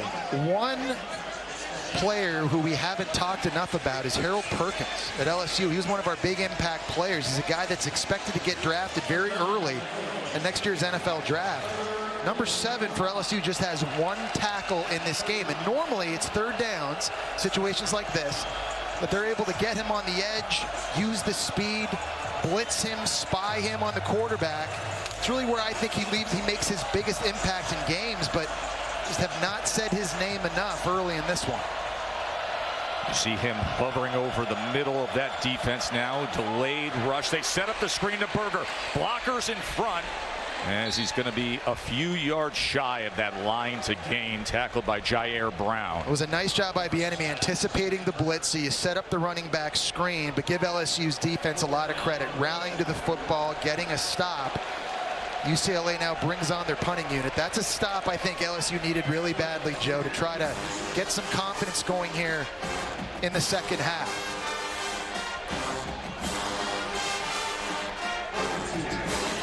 Xavion Thomas, freshman All-America punt returner at Mississippi State, and now trying to add to his career at LSU. It's Brody Richter on to punt. And is this going to stay in? Wow. What a great job by Richter to place it there as UCLA able to pin LSU. Well, as good as Garbers has been, Joe, been impressed also with Garrett Nussmeier on the other side. So look at our AT&T connected cam. He's got C.J. Daniels here in the slot. I've been waiting to use this player highlight all game. He's running a seam route right down the field, and Nussmeier's going to throw this thing early, but what I love is he throws him open. He's supposed to just be running right down the field, throwing it away from the defender, protecting the throw, great anticipation, and great location. That's something you've been seeing from Garrett Nussmeier early and often this season. And now they will start off on their own 4-yard line. Their worst starting field position today. Josh Williams is going to help solve that problem out across the 10. He's a really nice, patient runner. He does a good job of letting the blocks up front set themselves up. He's a physical guy that feels right at home running between the tackles. And I know everybody's excited about the true freshman Caden Durham based on what he did against South Carolina, but Josh Williams is an every down guy for LSU and a guy that they can count on, especially in a game like this, tied in the second half. He scored the go-ahead touchdown with just over a minute to play at South Carolina, wearing that famed number 18 jersey.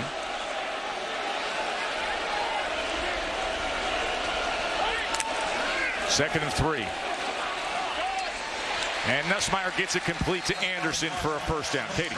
Well, Tess, you'll love this. Deshaun Foster just told me that in last night's team meeting, he played the Buster Douglas fight against Mike Tyson. He was 42-1 odds. It was the greatest upset in modern day sports. He said, I told them at half, 2 more rounds. You got 2 more rounds in this thing.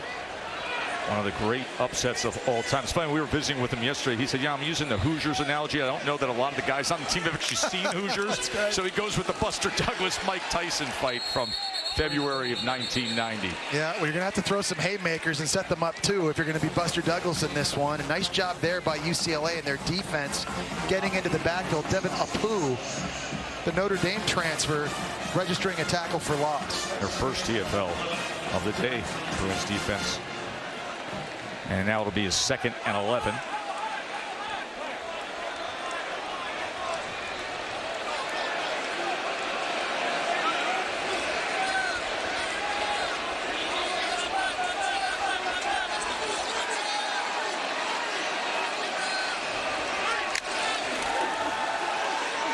Good protection. And right to Mason Taylor as the big man strides down the field. UCLA that time had 3 defenders running with Kyron Lacey. Nobody took Mason Taylor out of the slot. That was a big bust in the back end. Watch everybody go with number 2. All 3 of them right there. Everybody forgets about Taylor. And that's a guy you just can't miss. He's one of the best weapons on this LSU offense. Their 5th play over 20 yards today. That goes for 33 yards, the reception by Taylor. Play action. Nussmeier gonna crank it up, go downfield, and just beyond C.J. Daniels. It was to the inside of the striding Daniels. You know, going back to Nussmeier and that last completion to Mason Taylor, you know, a reason why you know you're good as a tight end is when in the offense they scheme plays to be thrown to you. Oftentimes, tight ends are the 2nd or the 3rd progression. You're throwing them flats. Mason Taylor is just a different animal, though, and he's already an LSU great. 91 catches, a career best for any LSU tight end coming in to this game. He's a weapon that Nussmeier has to keep looking for. Right now, lined up in the slot at the top. 2nd down, Nussmeier extending the play, and incomplete as Anderson was crossing, but To'ia was tracking down Nussmeier. You got to point out, we mentioned earlier that the All-American right tackle, Emory Jones, left the game in the first half with an injury. He's now back in for LSU, so that's really, really good news. We talk about this being the best tackle tandem in all of college football, and 3rd downs like this, if you're Joe Sloan, the offensive coordinator, you don't want to waste tight ends and running backs helping them block. You want as many guys out in routes as possible to help Nussmeier. 3rd and 10.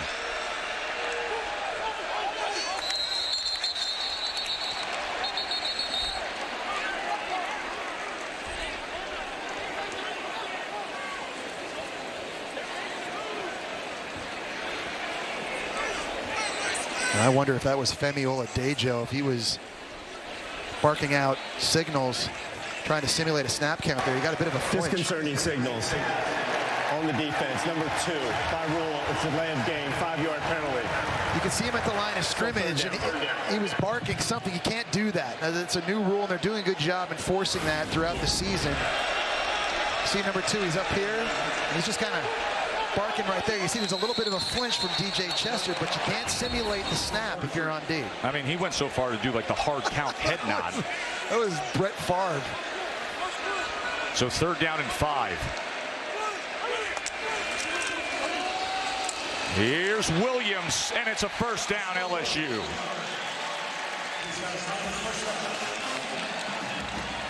this offensive line for LSU, Joe, they have to be a strength, especially at this part of the game. All tied up, you got to be able to run the ball. Who's going to be the physically more dominant side in the trenches? Playing at home, again, in this humidity, doesn't seem like it's really affected UCLA up to this point, but one thing Brian Kelly wants this offense to be is physical, and this is a time to enforce your will.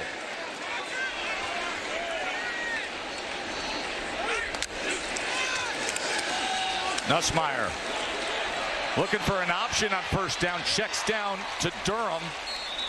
And Durham near the 30-yard line, the much talked about true freshman running back who had a huge game last week at South Carolina.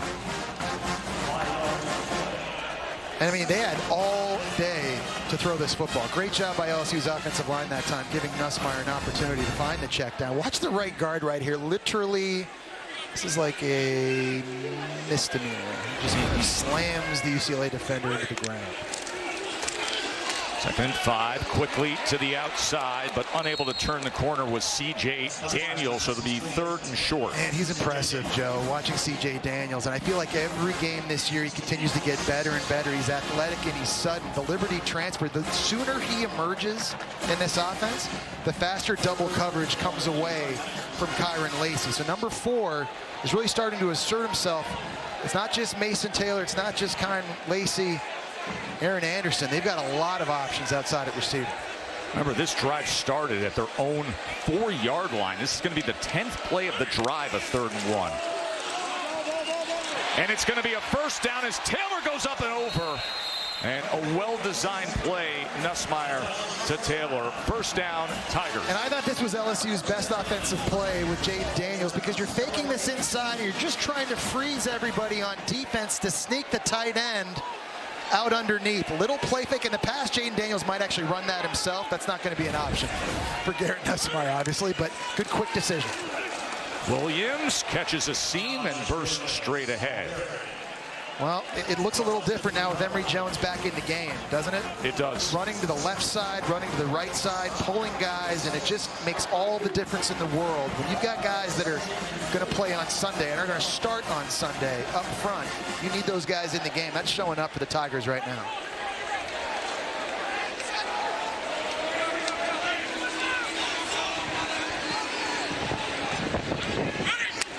Second and 4. Williams again. And this time he is wrapped up. Does spin towards the 10-yard line. The 3rd and short. And this has been a problem. This down and distance for LSU this year. There were only 8 of 16 on 3rd and 3 and short coming into this game. That was amazing. Worst in the SEC, yeah. And we talk about how Brian Kelly wants this offense to be physical. Well, it's moments like this that you got to demonstrate that. When the defense knows you want to run the football, with this offensive line, with 115 combined starts, you got to be able to put your hand in the ground, drive off the ball, and go get this. Let's see if they can do that on 3rd and 2. And the answer is yes. And they do it exactly the road grading way you described. Yeah, no mystery right here. We're getting a center on the nose. Left guard Dellinger going to chip up and get a linebacker, work the double team, and that's just... We're doing this. We know you're doing it. Everybody in the stadium and watching on TV knows we're doing it. You still can't stop us. 1st and goal, LSU. Trying to retake the lead here. Nussmeier looking for the fade. Nearly a one-handed catch by Kyron Lacey. It goes incomplete. Davies had coverage. That is great coverage by Davies. That's the one throw that Nussmeier and Lacey have not been able to connect on this year. That's like the 6th or 7th time in the red zone they've tried to fade. And there's a hold, by the way, by Davies that they missed on that one. That should have been defensive holding. Wow. Still, Kyron Lacey almost. Defense, number 6. Foul occurred in the end zone. By rule, the ball will be placed at the 2-yard line. 1st and goal. Did they throw a flag into the yellow end zone and They nobody must have, saw yeah. it? Is that what happened? That's exactly what happened. I don't think anybody knew there was a flag. There should have been. We're watching it on the replay, and Davies knows it. Somewhere there's a flag in there. Find it. It's like an optical illusion. Like, where's Waldo? It is. 1st and goal. Williams behind that big offensive line and in.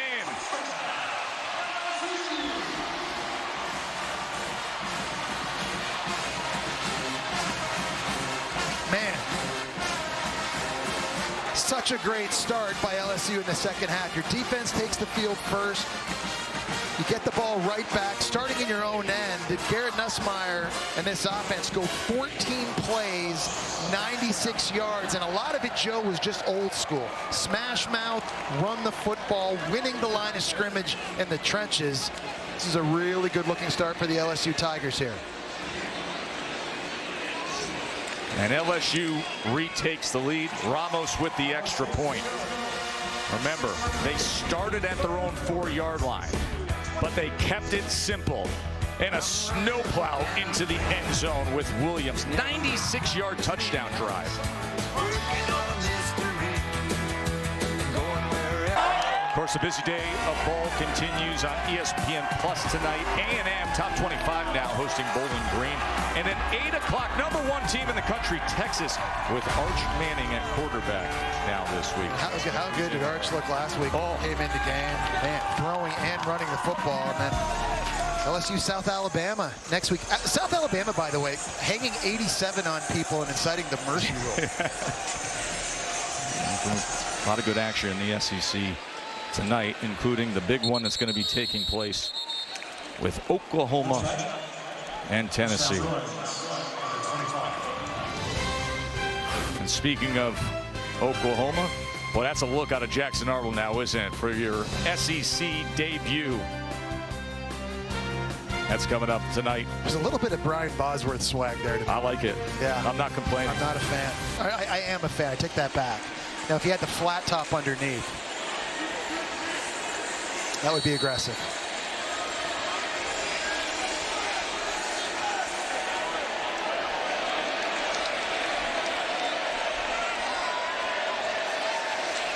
Here's Garbers on first down.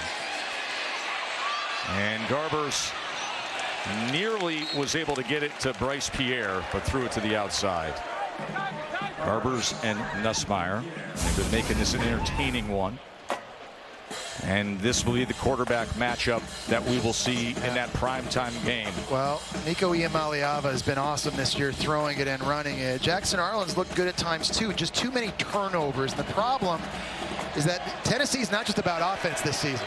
They play defense also. They have not allowed a touchdown in 16 quarters. So Jackson Arnold in that running game is going to have to be going.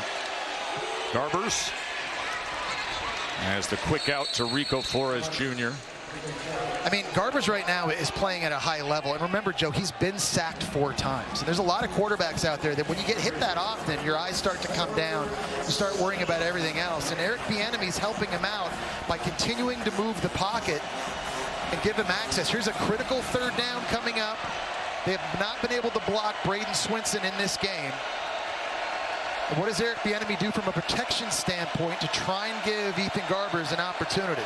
Let's watch if number 4 can get after the other number 4. There he is, looking for his spot off the edge on 3rd and 7. How'd you see the... Nice catch, back shoulder, Sturdivant. Turning to the outside and getting it. And there's Sturdivant just showing you the catch radius. A 6'3", working the back shoulder fade against Ashton Stamps. And that is a perfectly located throw. There is no defense possible for that. Ethan Garbers puts it where only his guy can make the play. 23-yard reception. As Harden struggling to find any room on the inside. This is a completely different Ethan Garbers today. Yeah, you know, I think Bieniemy is helping him out with some of these play calls and getting him moved around. You know what Bieniemy's doing a good job, too, of, Joe? What's that? He's changing up the tempo in this game as well. They started the game huddling a lot. That last play, they came right back to the line of scrimmage. There have been a few snaps in this game. They've caught LSU off guard. Legal substitution on the defense. 5 yards. 12 players on the field. Remains first down. And this is what I'm talking about. You know, if you're LSU, you're like, oh, they're taking their time. They don't play in humidity. They want to catch their breath. Oh, wait, no, they're at the line of scrimmage. We don't have our people on the field. So Eric Bieniemy, it's not just staying one step ahead with the play calls, but also mixing up the tempo. It's been impressive.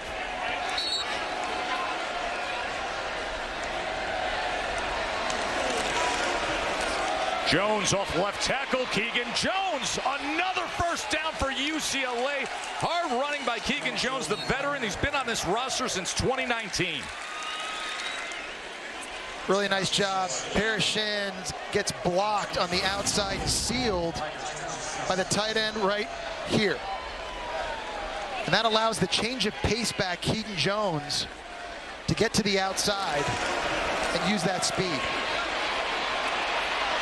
When Matavao, the tight end, number 88, he's lucky he released on that block just another second more, and who knows if we would have had a penalty flag, but it goes for a 17-yard run by Jones. Well blocked, well played. Here come the confident Bruins again. Berger, he finds a hole, and it's another first down. Finally tackled by Weeks. And another great job again by UCLA up front with a double team. Flag is down at the 22-yard line.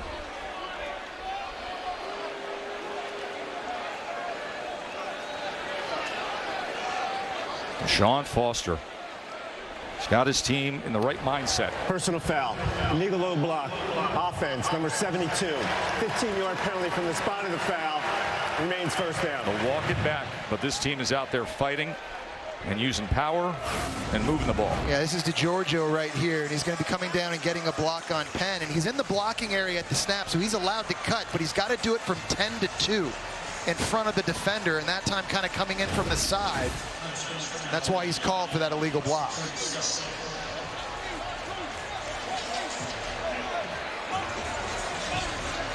First-year head coach, the Hall of Famer as a running back, Sean Foster.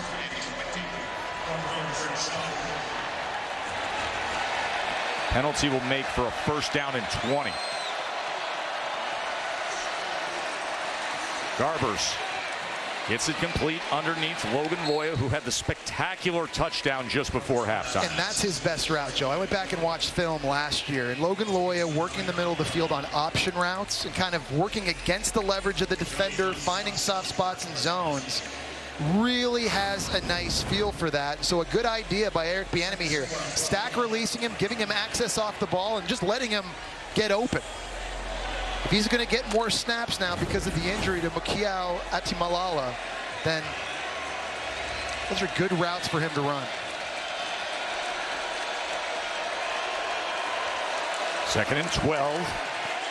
Oh, ball is out again. The flag is down. Ball is out as DiGiorgio has to jump on it all the way back past midfield. So they came with the play action, the end around, a lot of confusion, a lot of traffic. We'll check on the flag. We'll see how this gets cleaned up.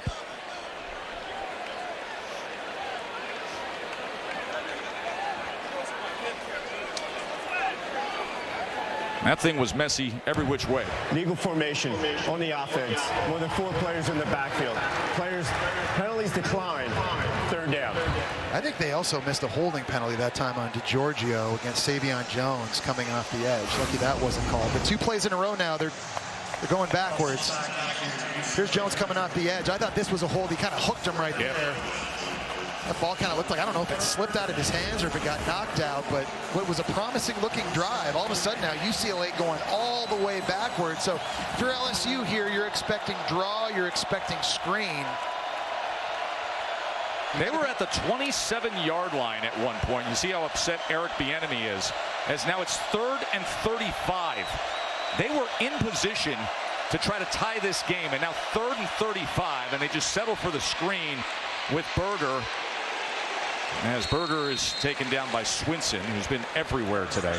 So here's the situation now. If you're Deshaun Foster, you're on the 40-yard line. It's kind of that no man's land. You anticipate that it may be out of reach for Bagani, your kicker. You don't want to punt it, even though you have been punting him. You know what? They do bring the punter on. I was going to say twice they've been able to pin them down deep. Make them have to drive the field. And I think that's the thought process right now if you're Deshaun Foster. So Richter on to punt. We'll look for the pin as Thomas will set up his heels just around the 9-yard line. Nose down, watch for the backspin, see if it checks up. And a fair catch inside the 10. So that is where LSU will take over. On a beautiful day here at a beautiful campus. Death Valley, Baton Rouge, Tiger Stadium. LSU up by a touchdown. That's going to be a special one next week. Georgia and Alabama. Let's look at our college football rankings brought to you by Chick-fil-A. And you see those two titans of the SEC both idle this week. Yeah, 6 of the top 7 are SEC schools. What is happening right now? Wow. Missouri tied with Vanderbilt 13 apiece. Remember, Vandy upset Virginia Tech week 1. Clark Lee, he's got those guys playing hard in Nashville.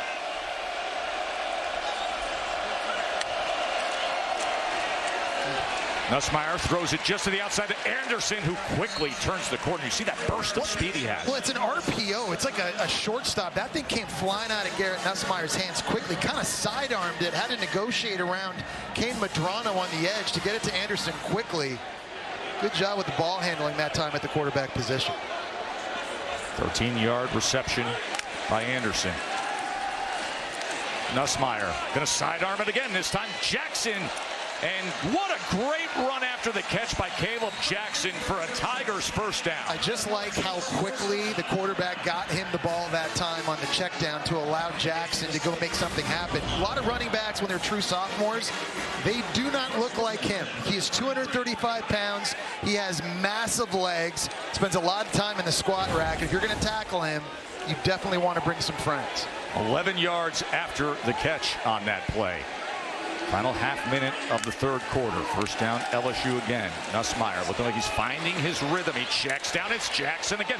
Trucks a defender and goes forward for an extra yard. Well, the reason these throws are open is because UCLA's linebackers are bailing so fast. These guys are getting out so quickly, and this is just pitch and catch, just easy underneath. Everybody vacating the middle of the field, and he's not even wasting time looking downfield. As we come to the end of the third quarter, it was a 96-yard touchdown drive in this third quarter that gave LSU the lead they have right now.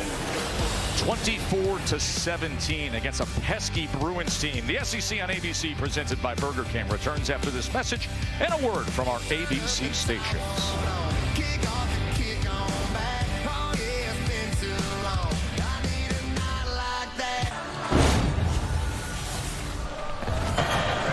On the sidelines here with Brian Kelly. Brian, 2 stops and a score. What do you think of the response you've seen from your group coming out of half? Well, it was a great drive, 98-yard drive. That was a great response. And then we came up with a couple of big plays on defense. And, you know, we need complementary football. We do something really good on offense and, you know, so-so on defense. We got the stop. Now it's about, you know, obviously scoring here and getting some separation. So it's a big drive for us here. Keep the momentum going into the fourth quarter. Thank you. Yeah, BK's team, as they start the fourth quarter, another drive where they're able to get out of bad field position. And 2nd and 1 will start this fourth quarter. And it's going to be close to the line of the game with Caleb Jackson on the carry. Look back at LSU's drive chart in this game. They're kind of back and forth that first half, and then all of a sudden this last drive you just saw here really kind of kick things off in the second half, starting back on their own end and just running the football, Joe. That's what I think was the difference, was their physicality up front, controlling the line of scrimmage and the clock. It's something they want to do here on this drive as well. Where they have a distinct advantage.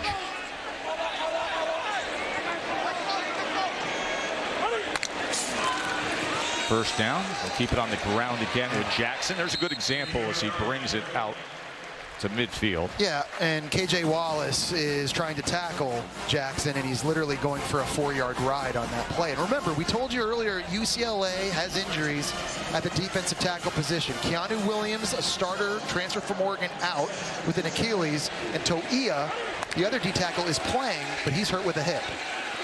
Nussmeier just stepped up enough as you saw the edge rusher coming in, reaching out his arm, and then a smart move by Nussmeier as he's able to get it to Jackson for just a couple of yards. That was Oladejo who was coming after him. Down 7 now, Joe. If you're UCLA, you've got to have this. You've got to find a way to get off the field. And they've tried pressures with minimal success. They've tried zone coverage, but now Garrett Nussmeier's hitting the checkdowns at running back. They've got a lot of bodies up right now at the line of scrimmage.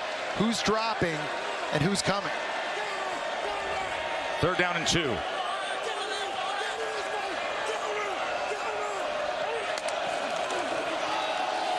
Jackson spinning free and getting the first down. And look at how pumped up Nussmeier is. That was incredible. That time, Femi Oladejo, he was signaling to his team, the ball's going to the left. It's going to be a run to the left, and that's initially where it was headed. Look at him right here. He's saying it's coming this way. He's going to actually cut it back. Interesting. Nussmeier. All kinds of time, and then couldn't complete it as Oladejo got the hit on him. Well, that's the first time that I've seen Nussmeier miss a guy wide open underneath. He had Shelton Sampson running on a drag route. Nussmeier knows it too. Hey, I should have just given that to you. He's trying to look for a bigger play down the field. And we talked about this a lot with Ethan Garbers on the other side. Just take what the defense gives you. Take the easy completions. You take the profit. You just keep plugging along.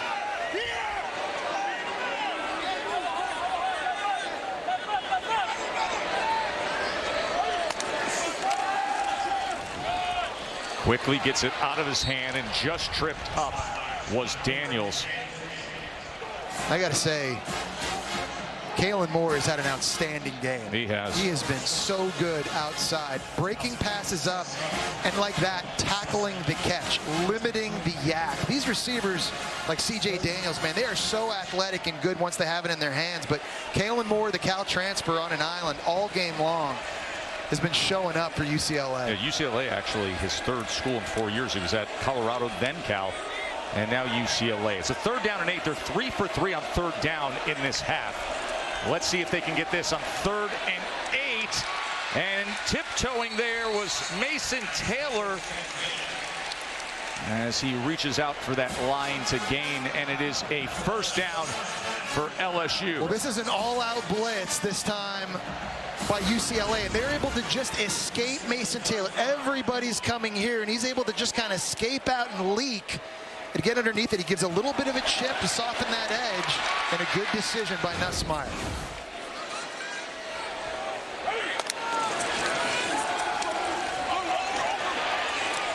Here's Durham.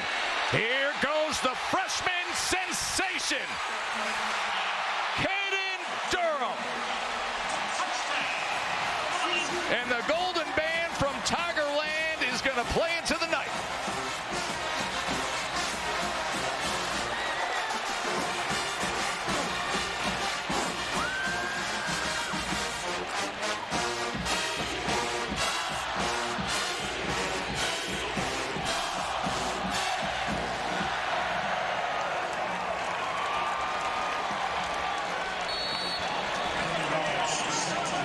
A 35-yard touchdown, Caden Durham. And Garrett Nussmeier, Jesse, is seemingly in complete control of this offense right now. He's in such a good rhythm and making such quick decisions. And you're seeing it on these check down throws, these last couple of plays. This time he's got Durham looking out of the backfield, and Durham's going to get a little bit of a block before getting out into his route, and it's Schlesinger at linebacker right here. He's going to have him essentially one-on-one once he leaks. And I think Nussmeier knew once his running back had the football that with his speed, this was just going to be a home run. Remember, he runs the 100-meter in 10.3 seconds, and Nussmeier's like, bro, you ain't catching him. No, you're not.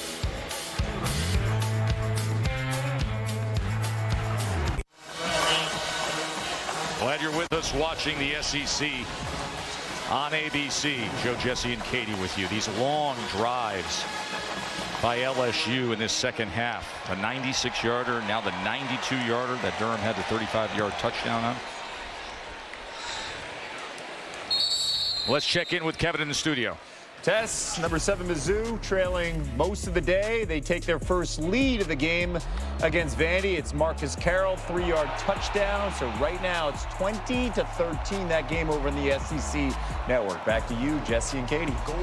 And it got the gold jerseys on. We got the rare purple jerseys on during the daytime. And then tonight you got the red bandana jerseys up in Chestnut Hill to honor Wells Crowther, the great 9/11 hero. That's one of the great traditions, by the way, I have to say right now, I think in college football. What they do at Boston College is very, very special. Penalty on the ACC network tonight. Trailing by 2 touchdowns now. Garber going to take a shot downfield and cannot connect with Logan Loya. Nice coverage by Major Burns that time. And Joe, you had mentioned those 2 long drives, the 92-yarder and the 96-yarder by LSU. It's put so much pressure on UCLA now. Great job swatting that away. But the pressure on UCLA, now down 2 touchdowns, they also ate so much clock. So it's forcing them to have to be a little bit more aggressive, maybe sooner than they'd like. They've made a living in this game, taking the underneath throws when available, but now if you're Ethan Garbers, you're thinking to yourself, man, we need to get some chunk plays.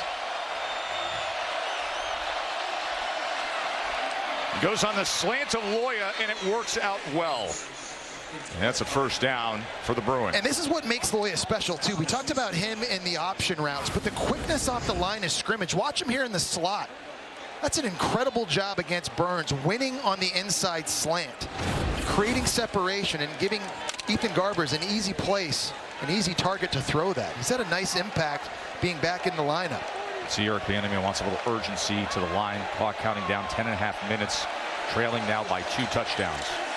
Garbers, shallow cross underneath as Sturdivant comes up with the catch. But it's interesting, though, Joe. This is a part of the game now where there's an LSU player down. That's Harold Perkins. Looks like Harold Perkins. That is Harold Perkins. Wow, that's not a guy that LSU can afford to lose. One of the most dynamic athletes in all of college football is down.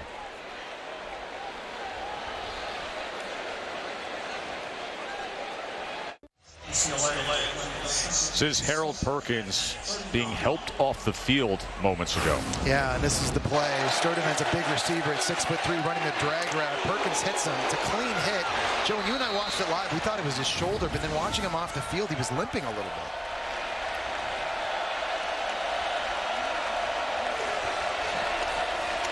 Garbers gobbled up and sacked again as he is brought down right away. That was Suggs getting to him. Yeah, JVR Suggs just winning one-on-one against Holsteg right here. Fakes outside, rips, and comes underneath.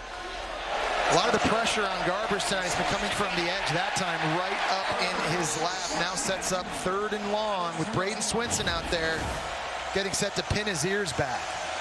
5 sacks for LSU. And if you're UCLA, you feel like you need to get this. Your defense hasn't been able to get off the field the last 2 drives, so a little bit of urgency here. You've got to find an answer for that guy right there. Swinson stalking. Here he comes. 3rd and 14. Garbers extends the play. Flag is down as they had to deal with the pass rush, and that ball is in the hands of Gilbert. An interception by Gilbert. It's going to be a holding penalty on Unije, the left tackle working against Braden Swinson. Holding. Offense. Number 71. Penalties decline. Rolling the play. 4th down. So the pass rush again for Braden Swinson. Already had 2 sacks in this game, and because of that pressure, sets up another turnover. One of the few throws off the mark by Ethan Garbers, and it is all LSU here in the second half at Baton Rouge.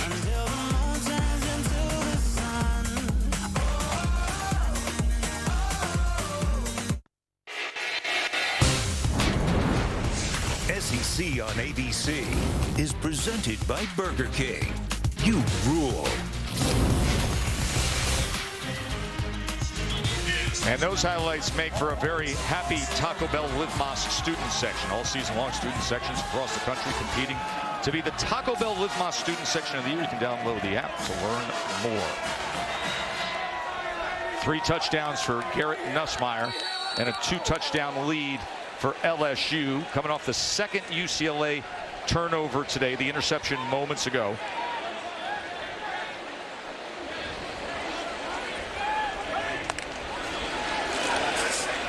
Nussmeier goes against the grain, back across, and gets it complete to Aaron Anderson. And there is Josh Heupel, the former Oklahoma star, the former Oklahoma assistant coach, now bringing his highly ranked Tennessee team to Oklahoma for their SEC debut the Sooners are making. That's coming up in prime time. They look for real too, Joe, honestly. Yeah. And it's not just offense. They can run it and they can throw it, but they are different on defense this year, and their defensive line has been playing lights out. Very talented there. Whoa. They go underneath as it's Thomas getting involved. There's just so much traffic. Now, you mentioned Tennessee and the balance that they have, number 6 teams in the country. Well, we're used to seeing the tempo, and this is not strange at all. They run more plays than anybody, and they get tons of yards. The difference, though, is on defense. And they have not allowed a touchdown through 16 quarters this year. Think about that. Consistency. Every single game, and it's up front in the trenches where I think Tennessee has made the biggest strides. It's the 3rd longest streak in school history, by the way, not giving up an offensive touchdown in 16 straight quarters at Tennessee defense. 2nd and 11, and the whistles come in. This is going to be actually a timeout. You can see Brian Kelly I'm wants to talk things over. Pretty surprised in this drive, by the way, Joe, that they're not just running the ball and turning around and handing it off conventionally. They're still throwing the football. They are. Up 2 touchdowns. You just want to kind of bleed the clock, and their offensive line has kind of gotten into a rhythm, got a bit of a lather, but they're letting Nussmeier fire downfield. Yeah, I think that crowd that likes to go out on a Saturday night to, taste Chef Patrick's food at Ruffino's is going to be talking about Nussmeier a bit.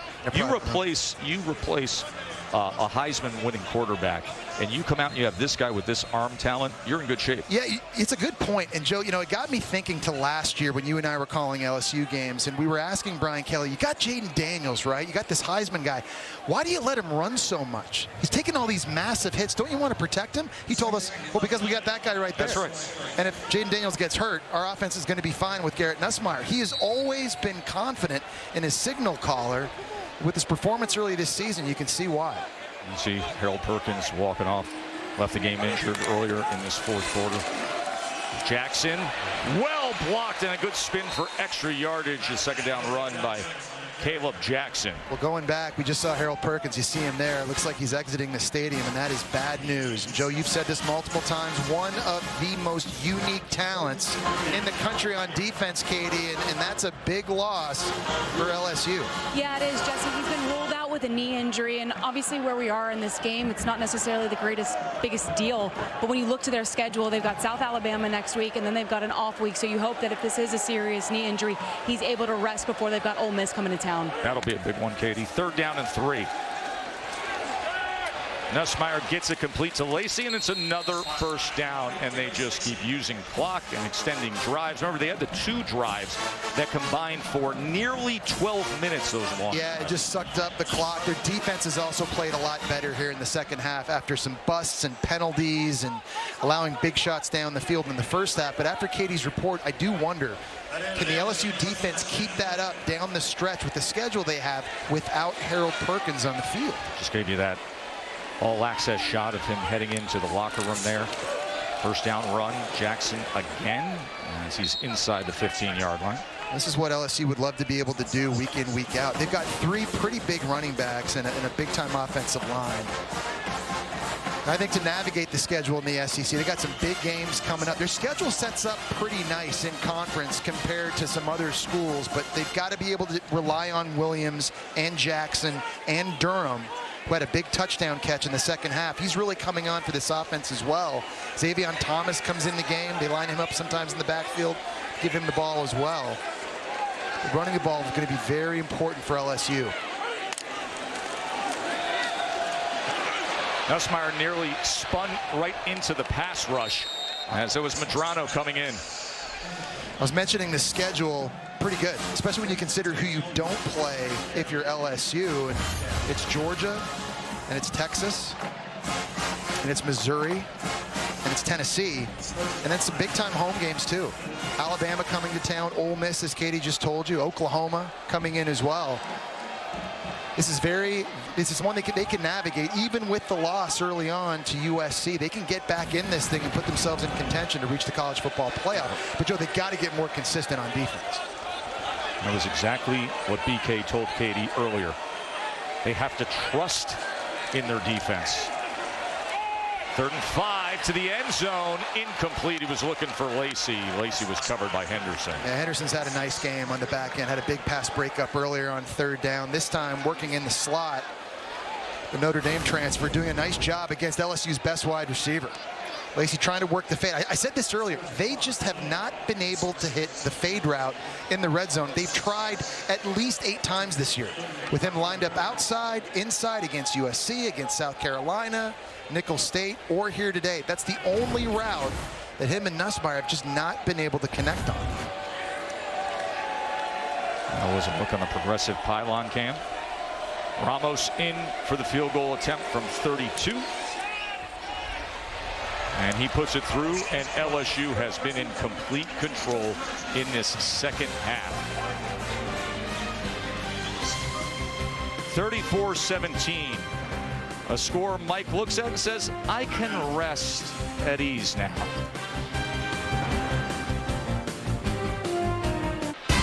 Nico Iamaleava, the starting quarterback for Tennessee, 6'6". He's 4-0 now as a starter and has beat 2 ranked opponents. Goes up against Oklahoma. And the primetime game coming up next. That's going to be a great one. I think it's different in that passing offense, too, is that when they've got guys wide open downfield, Nico Iamaleava doesn't miss them. And they've had those issues with Joe Milton in the past. That's not happening this year. The big play opportunities present themselves. Tennessee's offense, man, they take advantage. 34-17, UCLA came here on the road and played really well for a half and some change. A good fight. Speaking of road trips, I mean, it's that kind of experience for UCLA now in the Big Ten. They start off at Hawaii. I mean, just look at the mileage that they're putting forth here. Penn State, another 4,500 miles. They got to go all the way to New Jersey and play Rutgers. Of course, make the trips throughout the Big Ten. And then is this runner, the UCLA runner, like aging as this goes on? He's slowing down, and then, of course, they go up to the Pacific Northwest. So 22,000 miles. Yeah, I'd be running that fast, too, if I went that far. That's my pace. That is what That's a lot for Deshaun Foster is dealing with. These Garbers to the outside. And, you know, this was one of those series that when it was announced, everybody at UCLA was super excited for it, right? This is the second half of the contract. And they said, listen, circle that. We're going to go down to Death Valley. So they actually traveled incredibly well for this game. I flew overnight from Los Angeles to get here. I traveled with all of them. I got to tell you, they were so excited to be here in Tiger Stadium and to see this kind of environment. You doing a bachelor out there? I was late last night. By the way, loved Golden this week. Good, I'm glad. Except for the dude who showed up with soup in a mason jar. Oh, you got no game if you're bringing a mason jar of soup for your intro. He calls it chocolate noodle soup. That's horrific. Garbers, shallow cross, goes to Jones. Keegan Jones with a nice job and a stiff arm. Well, I think one thing we've learned about UCLA is they're willing to fight. And we talked about that at the top of this game, right? Coming in after the blowout loss at home in your first Big Ten conference game to Indiana, how would you respond in this environment, in these circumstances? And I think if you're Deshaun Foster, you've seen a lot of really good things from your team in a lot of different facets.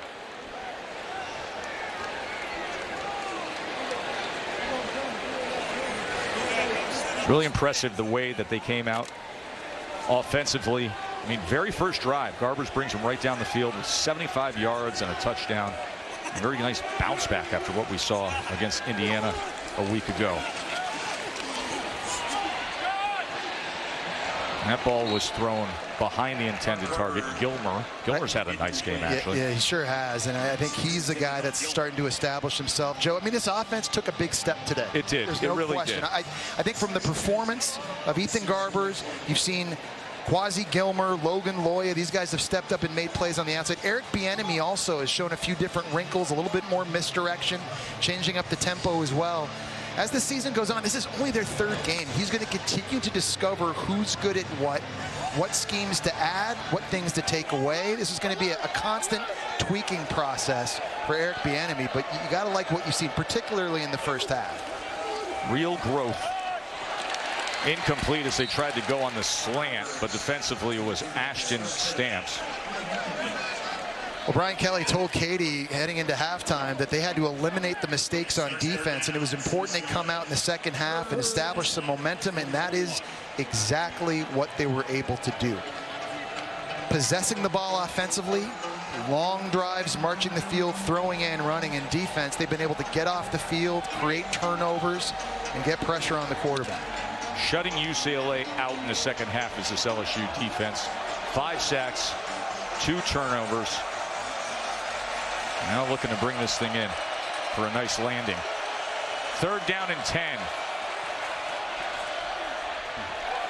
And Garber's effort to Gilmer is incomplete.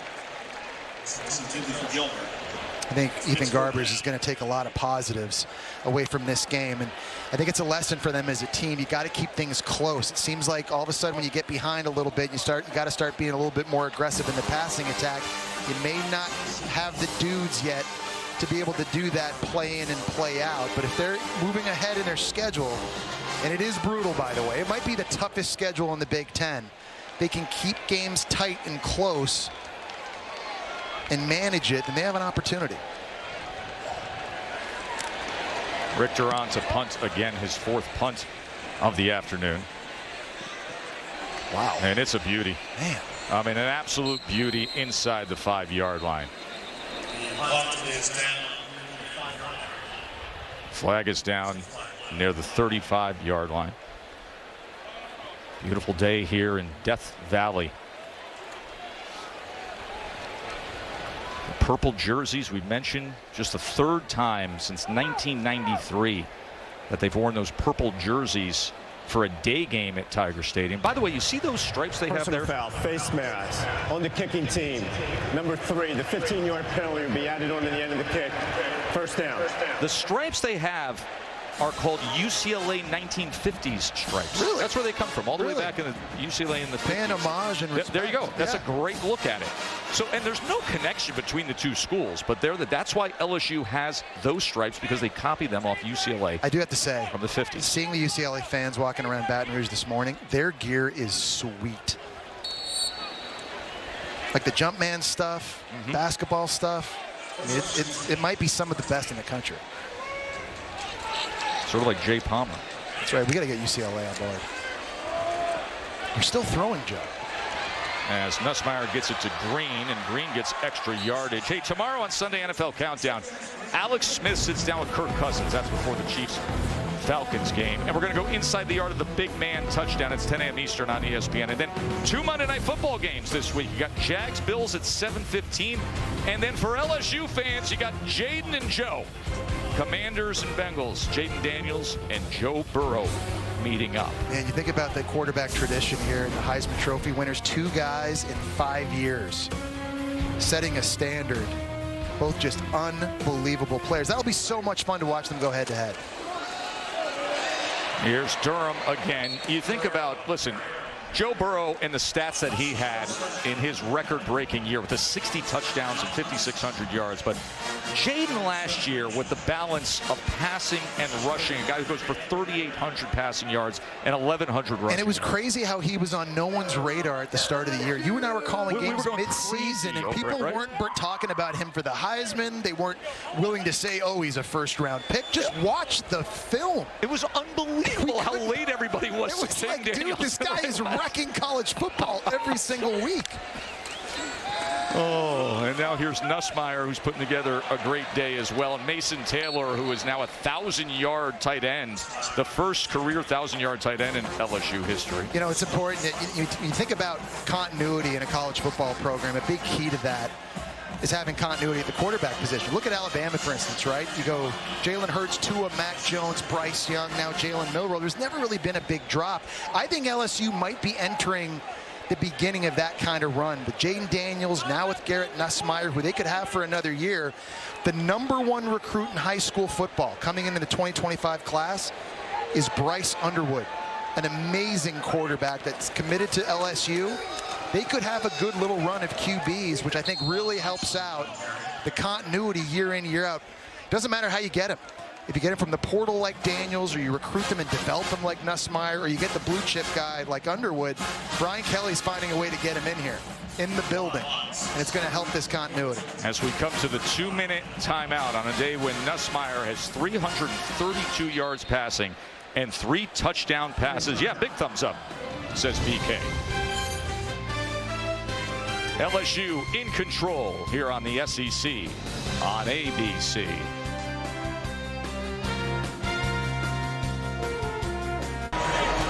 Boy, we got a good one coming up on ABC Saturday Night Football presented by Capital One as Oklahoma enters SEC play. Number 6 Tennessee against number 15 Oklahoma as Josh Heupel returns to OU. Led them to their national championship in 2000. Now brings in Tennessee as one of the best teams in the country. Final 2 minutes as LSU brings this to the finish line. Nussmeier and gets it complete to C.J. Daniels for a first down. Garrett Nussmeier complete to C.J. Daniels. First down. First down, Tigers.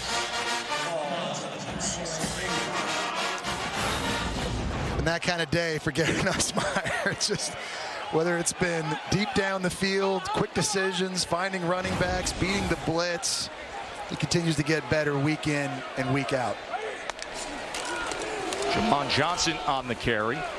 Hey, last week down at Florida, you were on full roast of a fan. This week, what do you got? Well, as you know, Joe, Saturday is for the boys. It is. Except for my man right here. Oh, he's got a different set of priorities.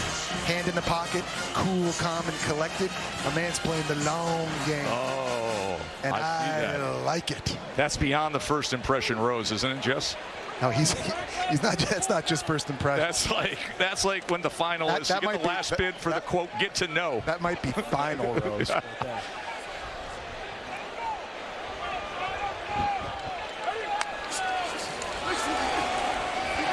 Nussmeier maybe adding to his day, but it's incomplete. Guy's got 350 yards. It's moments like this, though, that I think you kind of have to just start taking knees or handing it off. You're going to need Garrett Nussmeier this year if you want to bring Ricky Collins in the game or A.J. Swan, but they keep letting him chuck it, and this O-line's doing a nice job with protection, but you know, I just wonder how necessary it is at this point.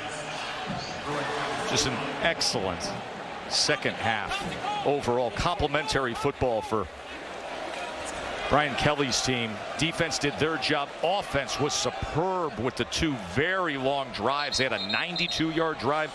They had a 96-yard drive, and Nussmeier guiding this team very, very well. False start. Offense, number 86. 5-yard penalty, remains third down.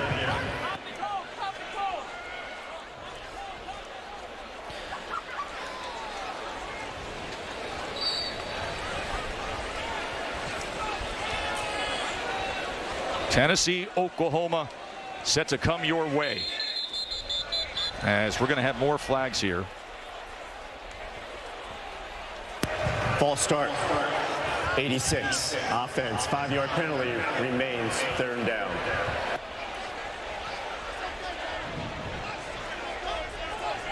Multiple drives of over 90 yards and a half. First time that's happened in the last 20 years. Pretty good. A high level of execution needed by all 11 guys, both running and throwing it. And they were hitting on all cylinders. Aiden Durham, as he continues to get work. He had a spectacular touchdown earlier today. Future is very, very bright for that true freshman. And of course, Deshaun Foster understands how difficult the situation was going to be, but they fought really well in the first half here today. And for LSU, they get set to take on South Alabama, who put up 87 points on someone a few weeks ago and cited the mercy rule, but still some things to figure out on defense for LSU. Penalties still a bit of an issue. The offense seems to be in a great place. I think a lot of eyes will be on the health right now of Harold Perkins, their outstanding linebacker on defense, and when he's able to come back. But if you're Brian Kelly, you have to love the way your team responded here in the second half. Put a total team performance together in the last 30 minutes. By the way, his tight end Mason Taylor was sensational too. He had 8 catches for 77 yards and went over 1,000 career yards. That is the most in LSU history for a tight end. There is young Mason, all smiles today. And for Garrett Nussmeier, 32 of 44 for 352 yards and 3 touchdowns. He took complete control of this game in the second half, managing those long drives.